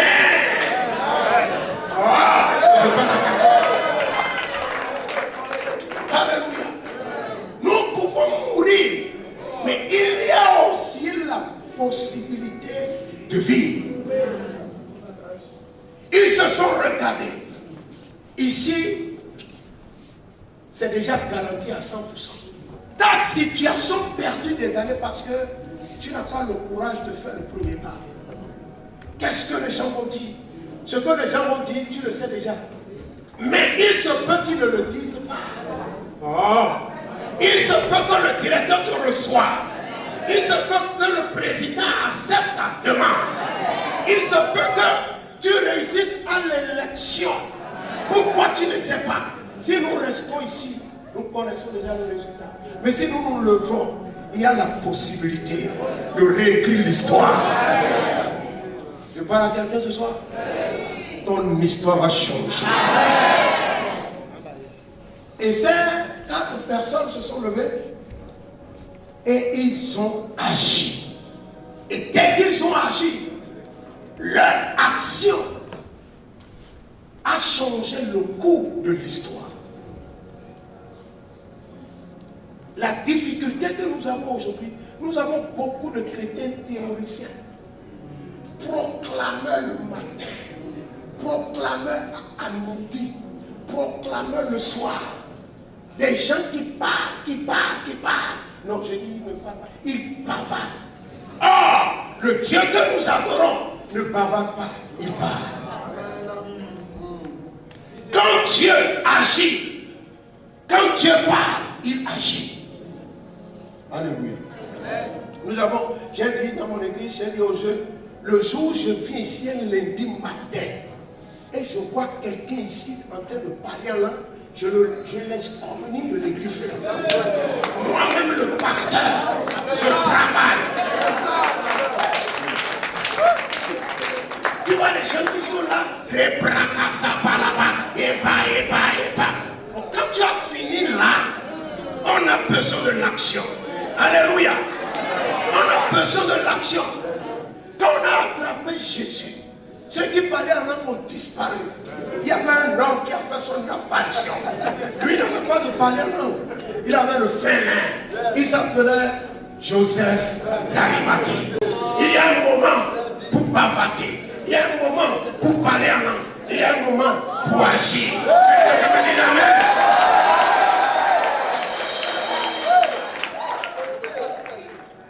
Alléluia. Bien-aimés, je veux partager avec vous 7 principes rapides pour pouvoir agir immédiatement. Et j'ai été contraint d'étudier ces principes-là. J'ai été forcé. Pourquoi je vous raconte une petite histoire? Ma vie est une vie standard. Une vie où j'étais un brillant écolier. J'ai rencontré le Seigneur dans la classe de CM2. J'ai offert fi de beaucoup de choses. Quand j'aurai l'opportunité, je le dirai.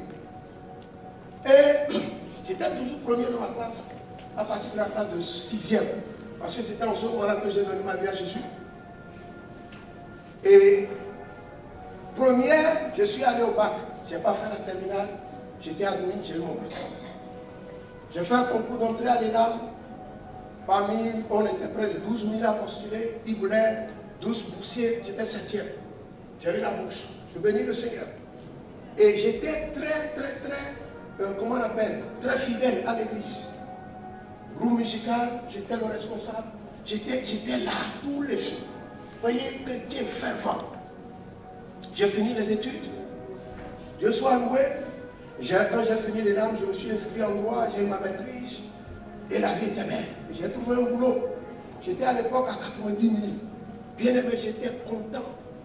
Et je m'appelais, le titre que j'occupais dans cette institution-là, c'était administrateur. J'étais content, administrateur. Et j'avais une moto qu'on appelle Skygo. Vous connaissez Skygo? Voilà. Et à l'époque, je portais une veste. Vous savez qu'il y a une différence entre costume et veste. Oh, que Dieu vous bénisse. Donc j'avais une veste. Quand tu rentres dedans, tu as l'impression que tu as porté à Bada. Et donc, j'étais fier. Et je prenais mon Skygo le matin. Je vais au boulot, je reviens. C'était en 2006. Yahya Boni était venu au pouvoir. Et il voulait stopper le commerce de Payon. Or, pendant que je faisais mon cursus scolaire, quand j'ai commencé la classe de 6e, il y avait un ami qui s'appelait Jacob, qui était un très bon ami à moi, un garçon moyen. Il n'était pas trop extraordinaire. Il avait toujours 10 de moyenne. Je ne sais pas comment il fait. Il s'arrangeait toujours pour avoir 10 de moyenne. Pour quitter la classe de... Alléluia.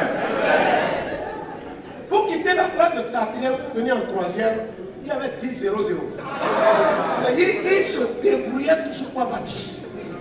Et au démarre, la classe de 3e, premier semestre, Jacob disparaît. Il n'est même pas allé au BPC. J'ai dit, mais qu'est-ce qui se passe? Oh, moi, non, mais j'étais le titan. Les meilleures notes, c'est moi qui prenais. J'étais le premier, j'étais assis devant.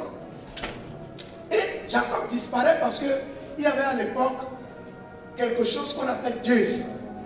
C'est-à-dire, c'est des jeunes qui allaient à Missebo. Missebo, c'est dans le grand marché de Cotonou, à côté de Pala. Donc, il achetait des bouts, des crêpes. Et il voyait à l'intérieur ceux qui étaient des enfants de riches. Et il vendait ça cher. Donc, comme il a commencé à trouver un peu d'argent dedans, il a laissé le temps. Bon, moi, je me suis dit, c'est son problème. J'ai continué.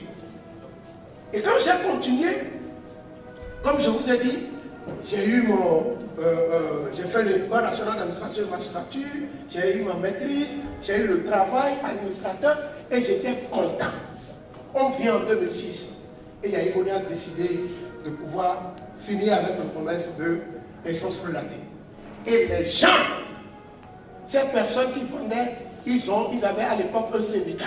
Ils ont lancé un mot d'ordre, ils ont dit, aujourd'hui nous allons montrer au gouvernement que c'est nous qui tenons l'économie. Ce que nous allons faire, nous allons gréver. Donc, nous, on était obligés, nous qui avons les motos là, on était obligés de connaître la station pour la première fois dans notre vie. Sinon, à l'époque, c'est sur la voie que on achète. Et j'arrive au niveau de la station. Dès que je me positionne comme ça, il y avait une file et une longue queue et on était là. Et ça bougeait, ça bouge, ça bouge.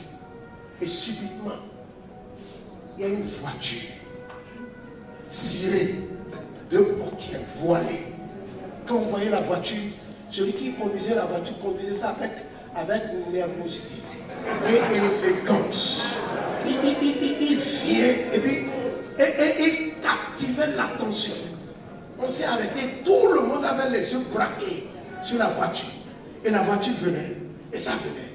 Et puis la voiture vient à mon niveau. J'ai dit, Seigneur Dieu, qui me connaissent. Mais administrateur, je me suis ajusté. J'ai retenu encore ma moto. Je ne sais pas ce qui va arriver. Et la ville a commencé à baisser. Il dit, c'est quoi ça? Ça a baissé. Et tout le monde était curieux. Et dès que la ville est arrivée à un niveau donné, quelqu'un qui me sourit. Il dit, Laurent, comment ça va? Je regarde la voiture, c'est Jacob.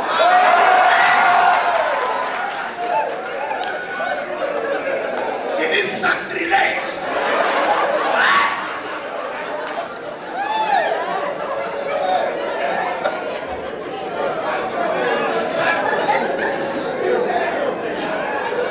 Le jour-là, bien aimé, quelque chose m'a provoqué. J'ai dit, il y a quelque chose qui ne va pas. Je ne comprends pas comment je peux être enfant de Dieu, héritier de Dieu, co-héritier avec Christ. Bien aimé, je ne comprends pas. Est-ce que j'ai péché? Non, je mène une vie de sanctification. Je suis correct. C'est-à-dire, tous les programmes de l'église, je suis absolument. Mais je suis brillant. Je suis intelligent. Mais qu'est-ce qui ne marche pas? Je prie que le ciel te provoque. Bien-aimé, si le ciel ne te provoque pas, le géant ne se lève pas. Il fallait Goliath pour révéler David. Il fallait Pélina pour révéler Anne. Tu as besoin de provocation. Quand le ciel te provoque, il Jacob m'a provoqué. Je suis allé devant Dieu. J'ai dit, Dieu, il faut qu'on parle. Non, il faut qu'on parle parce que je ne comprends pas. Le gars n'est pas chrétien, il n'est pas intelligent, il n'est pas sérieux. Et moi, je suis tout ça là. Les résultats sont contradictoires. S'il y avait un tribunal, j'allais convoquer Dieu. Pour dire quelque chose qui ne va pas. Il m'a conduit dans le livre d'Ecclésiaste. Il est une erreur que j'ai notée sous le soleil. Comme une erreur provenant de celui qui gouverne. J'ai vu les princes sur des chevaux et les esclaves. J'ai vu les esclaves sur les chevaux et les princes marchant comme des esclaves. Et puis il me dit, c'est ta faute. Il dit, ah! Dieu, c'est pas ma faute. Il dit, c'est ta faute. Il dit, comment? C'est là qu'il m'a appris les 5 principes que je veux te communiquer. Quelqu'un est prêt?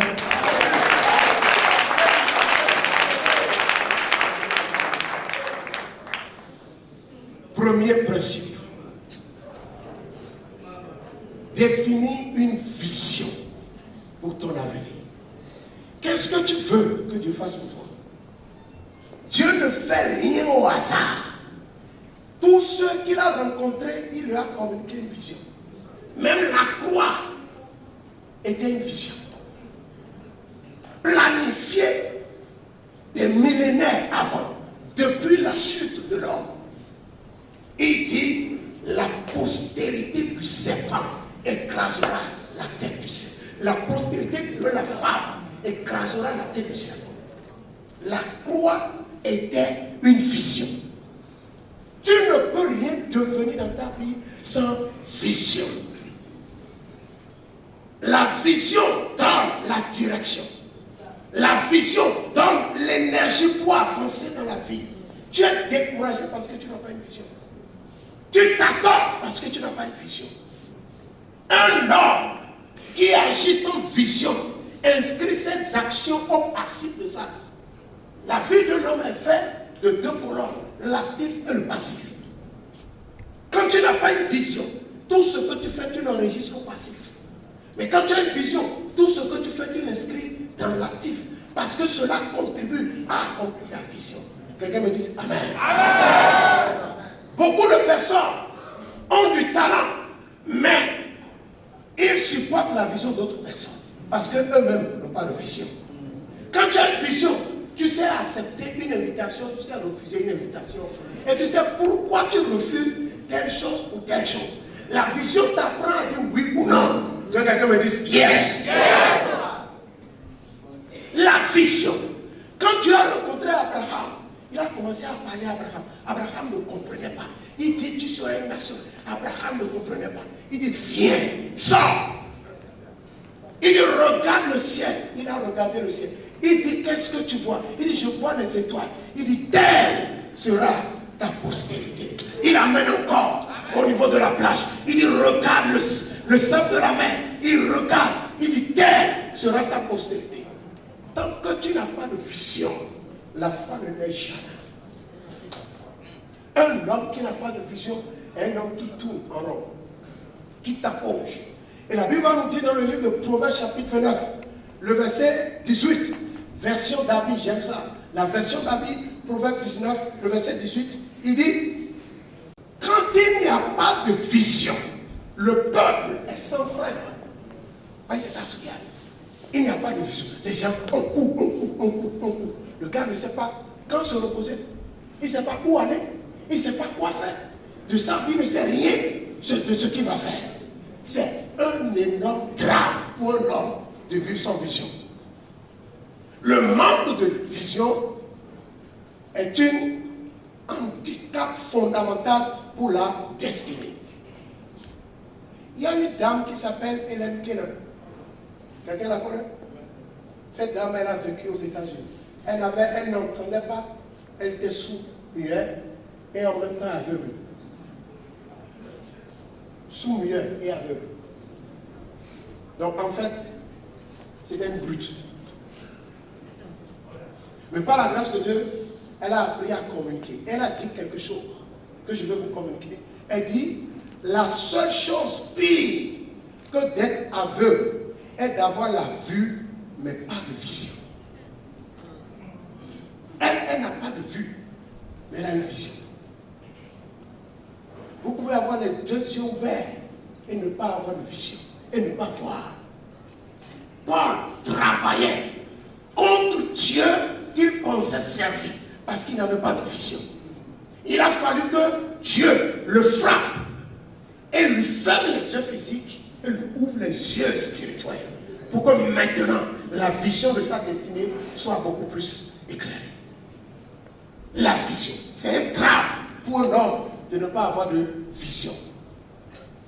Je te propose, bien-aimé, aujourd'hui de commencer à réfléchir. Quelle est ma vision? Qu'est-ce que je deviens dans 2 ans? Qu'est-ce que je deviens dans 3 ans? Qu'est-ce que je deviens dans 5 ans? Bien-aimé, quand cela s'est passé, j'ai commencé à fixer des périodes dans ma vie. J'ai dit à tel âge, je dois me marier. À tel âge, d'abord, à tel âge, je dois rencontrer ma fiancée. À tel âge, je dois me marier. À tel âge, je dois avoir ma voiture. À tel âge, je dois avoir ma maison. Est-ce que je peux vous dire une chose? Ça s'est accompli exactement à cette période. C'est la coupe que tu apportes à Dieu qui compte. Si tu n'as rien, tu ne peux rien faire pour toi. Les lépreux qui ont simplement décidé, ils n'avaient rien, ils avaient toutes les excuses, bien aimés. Ils étaient rejetés par la société. Vous savez, la lèpre en Israël, c'était la pire des maladies. Quand vous avez ça, on vous excommunie du peuple. Donc ils avaient déjà le problème d'être discriminés. Et eux-mêmes, ils avaient un handicap qui était qu'ils n'arrivaient pas à marcher normalement. Et malgré ça, ils se disaient qu'il y avait quelque chose à faire. Qu'est-ce qu'ils pouvaient encore faire? Qu'est-ce qu'ils avaient encore? Le jambe. Même si la jambe est problématique, elle peut marcher quand même. Et ils ont dû l'utiliser. Toi, tu as tout. Et tu es encore là. Parce que tu manques de vision. Je prie pour toi ce soir. Dans le nom de Jésus-Christ de Nazareth. Le nom qui est au-dessus de tous les noms. La vision qu'il te faut. Pour que le géant qui est en toi puisse éclore. Que cette vision te localise au nom de Jésus. Que le ciel te donne la vision de ta vie au nom de Jésus. Deuxième chose. Identifie et exploite tes dons et tes talents. Il n'y a personne qui soit venu au monde de façon gratuite. Il n'y en a pas. Observez un peu cette maison. Regardez même les choses que vous trouvez les plus insignifiantes. Ils sont là pour quelque chose. Ça là est là pour quelque chose. Ceci est là pour quelque chose. Il n'y a rien ici qui soit là simplement pour quelque chose. Ça dit sans rien. Tu dois avoir quelque chose. Tu as un talent. Tu as un talent. C'est un gâchis de ne pas identifier les dons, les talents que Dieu vous donne. Joseph avait un don. Il interprétait les songes. David avait un don. Il savait combattre. Esther avait un don. Elle était belle. Tu as quelque chose. Le vrai problème, c'est que pour certains parmi nous, les gens comme moi, c'est que tu as beaucoup de talent. Tu as beaucoup de dons. Et à un niveau donné, tu ne sais pas ce qu'il faut sécuriser, ce qu'il faut orienter. Alléluia. Mais commence à travailler autant que tu peux par rapport à ce que Dieu te donne. Que quelqu'un me dise Amen. Amen.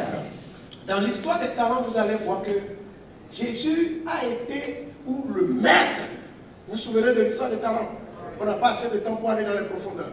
Donc, permettez que je survole certaines écritures. Il y avait 3 personnes. Quelqu'un qui a reçu 5, quelqu'un qui a reçu 2, quelqu'un qui a reçu un seul. Je veux m'attarder sur celui qui a reçu un seul. La Bible dit, il est allé cacher cela. Et vous savez comment le maître l'a traité? Il dit méchant serviteur.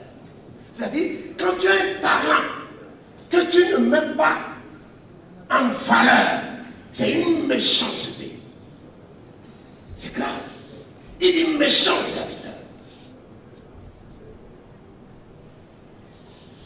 Que le ciel t'ouvre les yeux. Afin que le don, le talent que tu as en toi puisse éclore dans le nom de Jésus. Troisième principe. Développe la discipline et le caractère. La discipline et le caractère. Un homme sans discipline, un homme sans caractère est un danger pour lui-même et pour son entourage. Sans discipline et sans le caractère, tu peux détruire en une fraction de seconde ce que tu as pris 10 années, 20 ans, 30 ans pour construire. Un homme qui ne maîtrise pas son érection va détruire sa direction.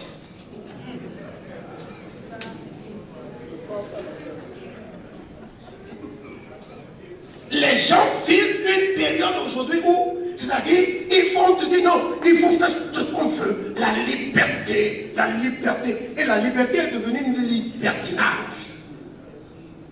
Vous savez ce qu'on appelle la chair? La chair est capable de transformer un brillant avenir en un cauchemar. La discipline. La discipline.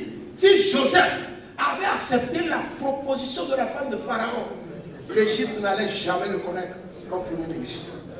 Beaucoup ont vendu leur droit d'aînesse à cause du manque de la discipline. Tu as besoin de la discipline et du caractère. Tu as besoin de la discipline et du caractère. L'intégrité. La Bible dit, un jour Dieu parlait à Abraham. Il dit Abraham, marche devant moi et sois intègre. Vous allez voir qu'avant que Dieu ne lui dise ça, rien n'était encore accompli dans sa vie. C'est dès qu'il a commencé à marcher dans l'intégrité que les choses ont changé dans sa vie. Dieu n'est pas un grand-père, il est un père. Et un père est un homme de discipline. Parce qu'un père est un repère. Et il faut de la discipline pour pouvoir orienter un enfant dans sa destinée. Je parle à quelqu'un ce soir? Oui. Je prie pour toi dans le nom de Jésus. Que la grâce d'une vie disciplinée te localise au nom de Jésus. Beaucoup de personnes cherchent la facilité, les raccourcis. Et j'ai l'habitude de dire aux gens, fuyez les raccourcis. Parce qu'un raccourci court-circuite rapidement la destinée. Quand vous voulez contourner les choses, à un moment donné, vous tombez dans la facilité. Vous tombez dans le jugement. Vous savez, Dieu est le Dieu de processus. Le processus peut paraître long, compliqué, difficile, lourd. Mais Dieu est le Dieu de processus. Accepte le processus. Évite les raccourcis. Et pour cela, tu as besoin de discipline. Que quelqu'un me dise Amen. Amen. Quatrième chose, investis dans tes compétences. Investis en toi, pardon, et développe tes compétences. Tu dois investir en toi et développer tes compétences. La Bible dit, j'ai fait une découverte qui m'a surpris. C'est-à-dire, j'ai compris que Dieu bénit. Qui croit que Dieu bénit? Amen. Amen. Que Dieu te bénisse. Vous savez, il y a une différence entre la richesse et la bénédiction. Il y a une différence entre richesse, bénédiction, abondance et prospérité. Amen. C'est les termes que les gens utilisent de façon contradictoire. Ils utilisent comme ça et tout ça. Mais ce que je veux dire, j'ai compris que Dieu ne donne pas directement la richesse à un homme. Ce qu'il fait, il te rend capable d'acquérir la richesse. Je parle à quelqu'un? Il dit c'est lui qui te donne la force d'acquérir ces richesses. C'est-à-dire quoi? Si Dieu ne te rend pas capable, tu ne peux pas avoir la richesse. Mais il peut te rendre capable et tu vas refuser d'acquérir la richesse. Alléluia. Tu as besoin de cultiver la compétence. Et quand on dit c'est lui qui te donne la force, ça veut dire qu'il te donne l'énergie, la créativité, l'innovation, la détermination. Bien aimé, devenir riche, ce n'est pas donné à tout le monde. C'est pourquoi aux États-Unis, les gens respectent les gens. Quand on dit you are a billionaire, c'est-à-dire, c'est un titre quoi. Quand tu arrives quelque part, et on dit que le gars est milliardaire en dollars. My God, c'est du respect. J'ai vu un milliardaire en dollars, il y avait des présidents de près de 50 pays assis. Et le gars est rentré. Et tout le monde le regardait comme ça avec admiration. J'ai dit, waouh! Pourquoi? Il te faut de l'intelligence, de la capacité pour pouvoir accumuler les choses. Parce que si tu ne maîtrises pas l'art du management, tu ne peux pas accumuler. C'est pas possible. Mais il y a une différence entre être riche et être béni. Tu peux être riche sans être béni. Oh! Alléluia. Une petite parenthèse. Quand vous lisez le livre de Malachie, quand il parle de donner la dîme, Dieu n'a jamais promis la richesse à celui qui donne la dîme. Il a promis plutôt la bénédiction. Alléluia.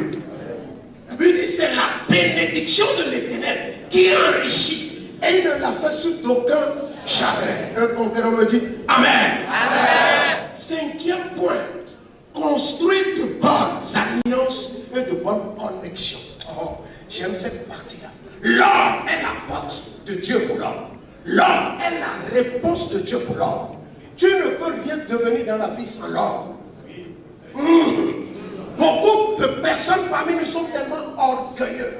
Non, je suis compétent. Non, je suis chrétien. Non, je compte sur le Saint-Esprit. Non, je compte sur Dieu. On l'a fait du bien au lieu de remercier la personne. Il dit non, c'est Dieu. Oui, c'est Dieu. Mais Dieu a utilisé quelqu'un. Ah oui, il a utilisé quelqu'un. Si Dieu lui-même a eu besoin de l'homme pour venir sur la terre accomplir sa mission, qui es-tu pour dire que tu n'as pas besoin de Dieu? Tu as besoin de Dieu. Qui es-tu pour dire que tu n'as pas besoin de l'homme? Tu as besoin de l'homme. L'homme est la porte de Dieu pour l'homme. Oh, l'homme est la porte de Dieu pour l'homme. Quand la Bible dit porte, elle ne veut pas le tout. De quoi on va dire? Elle parle des connexions. Ce qui a sauvé Joseph, ce n'est pas le don de vision, c'est la connexion qu'il a établie en prison. Je reprends. Ce qui a sauvé Joseph de la prison. Mon frère, tu peux avoir le don n'importe comment. Il y a ce qu'on appelle les rencontres divinement programmées. C'est-à-dire au bon moment, avec la bonne personne, avec le bon besoin. C'est Dieu qui l'organise. C'est pourquoi on l'appelle le maître des temps et des circonstances. Alléluia. Tu as besoin de l'homme. Nous, les connexions qu'il faut, les relations qu'il faut. Tu vois les gens qui sont tellement un but d'eux-mêmes, et ils voient même des gens qui doivent leur faire du bien, ils les banalisent. Oh! Un homme peut être dans une saison, et tu vas le voir et le mépriser, et tu as méprisé ta destinée. Joseph portait quelque chose de grand, mais il était mis dans un trou. Mais la chose ne l'a pas laissé. Au moment où il montait sur le chameau, la présence de Dieu était là. La bénédiction était là. Au moment où il tombait chez Potiphar, il était esclave. La Bible dit Dieu descendit avec Joseph chez Potiphar. Même quand on l'a accusé, Dieu était toujours avec lui. Oui. Est-ce qu'il était riche? Non. Il y a des gens qui sont bénis, mais à cause de leur saison, ils n'ont pas forcément la richesse. Et vous les méprisez. Alors que demain, c'est lui le prochain patron. Ne méprisez personne. Parce que vous ne savez pas. Le prochain président de la République du Bénin est au Bénin. Il est là. Mais il a un président actuellement. Il est dans une saison. Qui sait qui est cette personne? Tu vois ton prochain directeur et tu le méprises, tu ne le sais pas. Tu vois ta femme. C'est pourquoi j'ai béni Dieu pour cette dame-là que Dieu m'a donnée. Alléluia. En ce moment-là, avec la veste, elle voyait quand même un champion. Alléluia. Que Dieu vous bénisse. Construis de bonnes connexions et de bonnes alliances. La Bible dit, deux valent mieux qu'un. Cherche des gens, des personnes qui peuvent te challenger. Dis-moi amen. Sixième principe, j'aime bien tes ressources. Tout ce que tu gères mal, tu le perds. C'est la loi, c'est une loi naturelle. La Bible dit, avant que la pluie ne puisse tomber, avant il y avait de la vapeur qui quittait le sol et qui arrosait. Et la Bible dit, Dieu n'avait pas fait venir la pluie parce qu'il n'avait pas de temps pour cultiver le sol. Ça veut dire quoi? Tant qu'il n'y avait pas de manager, Dieu ne voulait pas gaspiller la pluie. Là où il y a un manager, la richesse court là. Parce que la richesse est l'épine dorsale, pardon, la gestion, le management, le savoir gérer est l'épine dorsale de la richesse. Montrez-moi un homme riche, il sait gérer forcément. Il peut devenir riche et faire de sa richesse ce qu'il veut. C'est pourquoi vous allez voir des gens qui gagnent de la loterie et 2 ans après, 5 ans après, n'ont plus rien. Parce qu'ils n'ont pas appris la gestion. Apprends à gérer. Apprends à gérer. J'ai horreur de ceux qui font du match vu. Mon frère, l'argent que tu as pris pour acheter voiture, pour acheter costume, 500 000, pour paraître. Tu peux investir dans un commerce et demain être. Il y en a qui paraissent sans être et qui disparaissent sans avoir été. Est-ce que je parle à quelqu'un? Dis-moi amen! Que cela ne soit pas ton histoire au nom de Jésus. Dernier point. Persévère. La persévérance. La persévérance. J'aime ça. Bien aimé, si vous avez tout oublié, n'oubliez pas ça. La persévérance est la clé qui ouvre les portes. La persévérance est la force qui fait reculer les montagnes. Un homme qui persévère est un homme dangereux. Tôt ou tard, il sera au commandement. Rien ne résiste à la persévérance.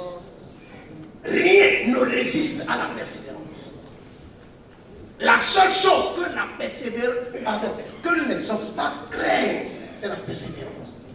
Quand tu es là et tu te dis c'est ça que je veux, c'est ça que je veux, c'est ça que je veux, tu finiras par l'avoir. Oh, est-ce que je parle à quelqu'un ce soir? La persévérance.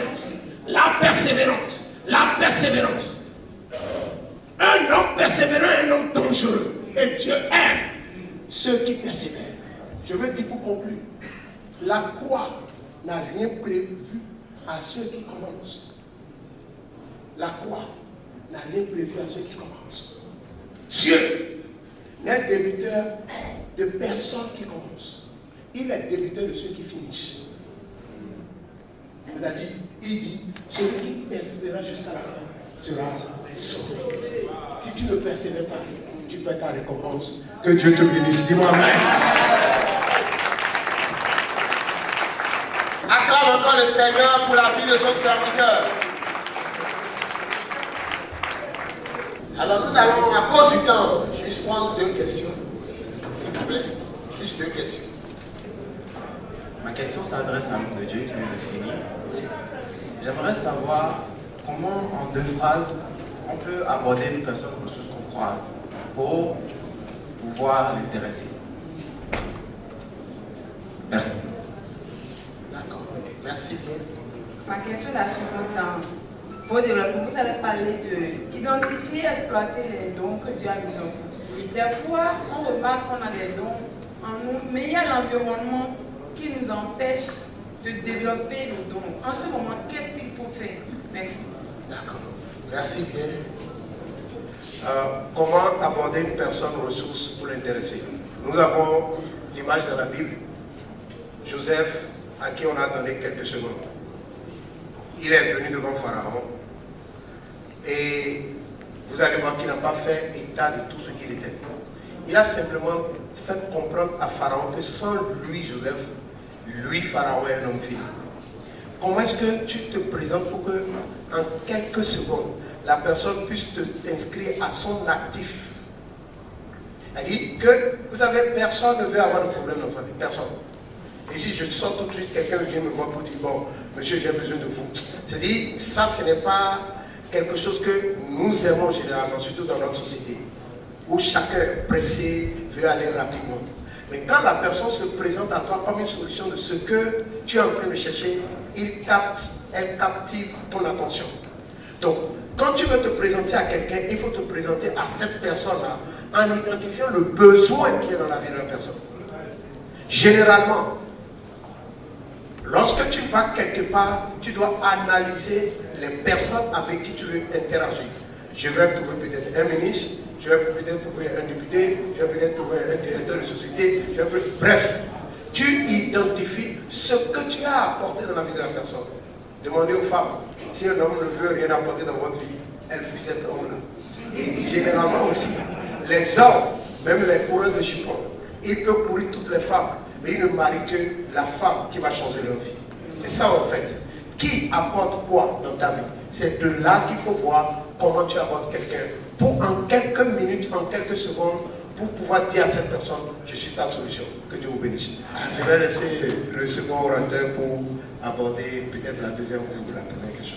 D'accord. Déjà pour compléter mon prédécesseur, et tout de suite, il a dit beaucoup de choses, mais sur ce que je voudrais insister, c'est de pouvoir tout le temps être prêt. Okay? On s'apprête à l'avance pour rencontrer les personnes qu'il faut. Quand vous n'êtes pas préparé d'avance, vous rencontrez la personne, vous ne savez pas comment aborder la personne. Okay? Quand vous êtes en quête de quelque chose, comme il a dit, vous allez dans un environnement, vous avez une conférence, vous êtes invité à un événement, et puis tout ça là, il faut que vous soyez préparé à l'avance. Quand vous êtes préparé, vous savez ce qu'il faut dire, ce qu'il faut faire, et quand vous abordez les personnes, vous savez exactement vers où aller. Il a parlé également d'être une solution. Des gens cherchent des solutions. Quand vous n'avez rien à apporter, en fait, personne ne s'intéresse à vous. Ok? Être des personnes qui aient des solutions pour l'humanité. Rechercher dans le talent, dans le don que j'ai, en quoi est-ce que je peux servir quelqu'un? En quoi est-ce que j'apporte une solution? C'est comme ça que les grandes visions naissent. C'est comme ça que les grandes entreprises naissent. Avoir une vision, savoir où tu vas et ce que tu as, en quoi tu peux servir ton prochain, en quoi tu peux servir l'humanité. Identifier, alors tu as un don, mais l'environnement t'empêche de développer ton don. Ok, l'environnement c'est vrai, peut conditionner beaucoup de choses. Ok, mais il faut partir avec ce qu'on appelle la conviction, de ce que tu veux. Beaucoup de gens n'ont pas assez de conviction, ne sont pas sûrs de ce qu'ils recherchent. Il a dit, personne ne vient au monde sans avoir des dons et des capacités. Dieu envoie tout le monde avec quelque chose. Forcément. Maintenant, les paquets sont livrés sur la terre différemment. Il y a des paquets qui peuvent arriver déchirés. C'est-à-dire que des gens arrivent dans des familles où on n'a pas une cuillère d'or dans la bouche, comme on le dit. D'accord, mes parents ne sont pas aisés, et donc beaucoup souvent se servent de leur passé, de leur environnement, que ce ne soit pas une excuse pour toi, de leur environnement pour dire parce que mes parents n'ont pas de grands moyens, donc pour ça je ne peux pas réussir. Je vous conseille le livre Père riche, Père pauvre. Ok? On peut très bien naître dans une famille pauvre et décider de réussir. Je peux dire soit j'accepte d'être le résultat de mes parents, mon père était un échec, c'était un buveur, je suis aussi un buveur, c'est un choix que tu fais. Ok, mais tu peux décider. Moi, je décide dans mon environnement, ok, dans ma génération, d'être le contraire de ce que mon père a été. En fait, c'est toi qui décides de changer ton environnement. Personne ne sera responsable de ton échec. À aucun moment, les gens qui sont des personnes faibles disent oh, ok, c'est une chose, c'est parce que mon père n'était pas quelqu'un de bien, puis tout ça là. Non, non, non, non, non. Tu peux décider de faire mieux que ton père.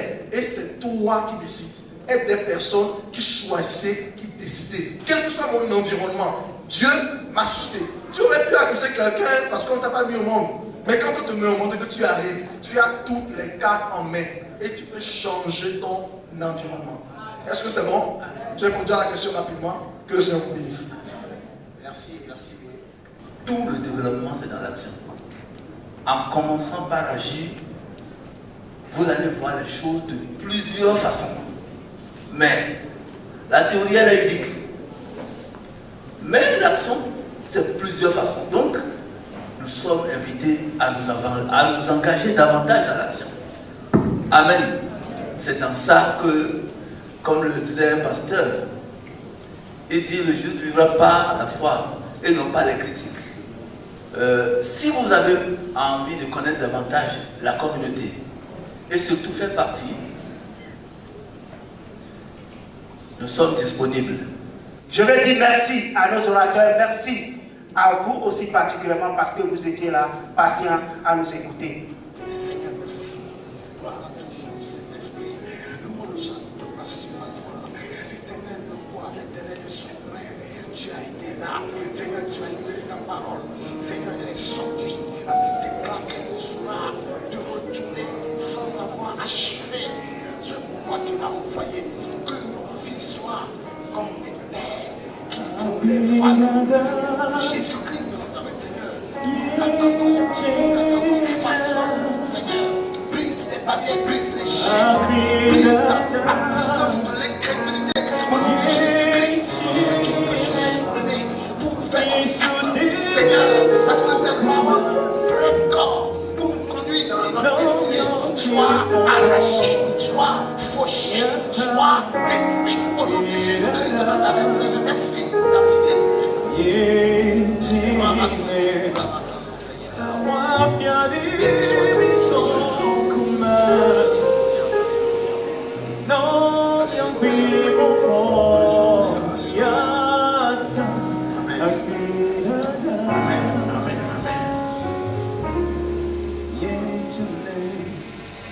Seigneur, nous te remercions.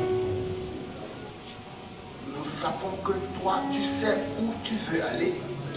Tu sais où tu nous emmènes. Nous te donnons la permission de nous conduire là où tu nous attends au nom de Jésus-Christ. Merci de poursuivre avec nous dans ce programme. Au nom de Jésus. Amen.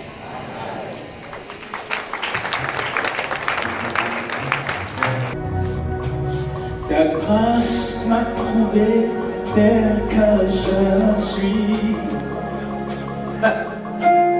Sans valeur, mais pour toi, perle de prix. Jésus, par ton amour, tu m'as transformé.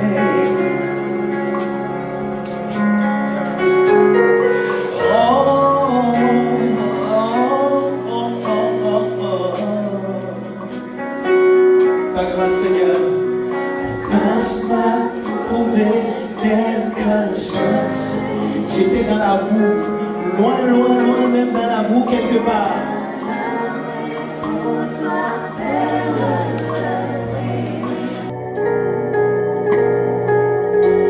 Infiniment merci. Le plus grand miracle, c'est le salut de ton âme. Sois-en reconnaissant.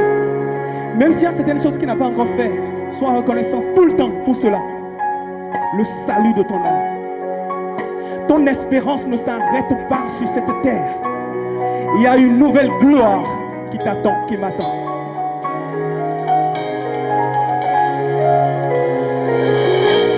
Il m'attend, Christ m'attend, aimé. Alléluia. Il m'a sauvé, oh, il m'a tant aimé, il m'a... Bien-aimés dans le Seigneur, chers distingués invités, éminents serviteurs de Dieu, chers membres,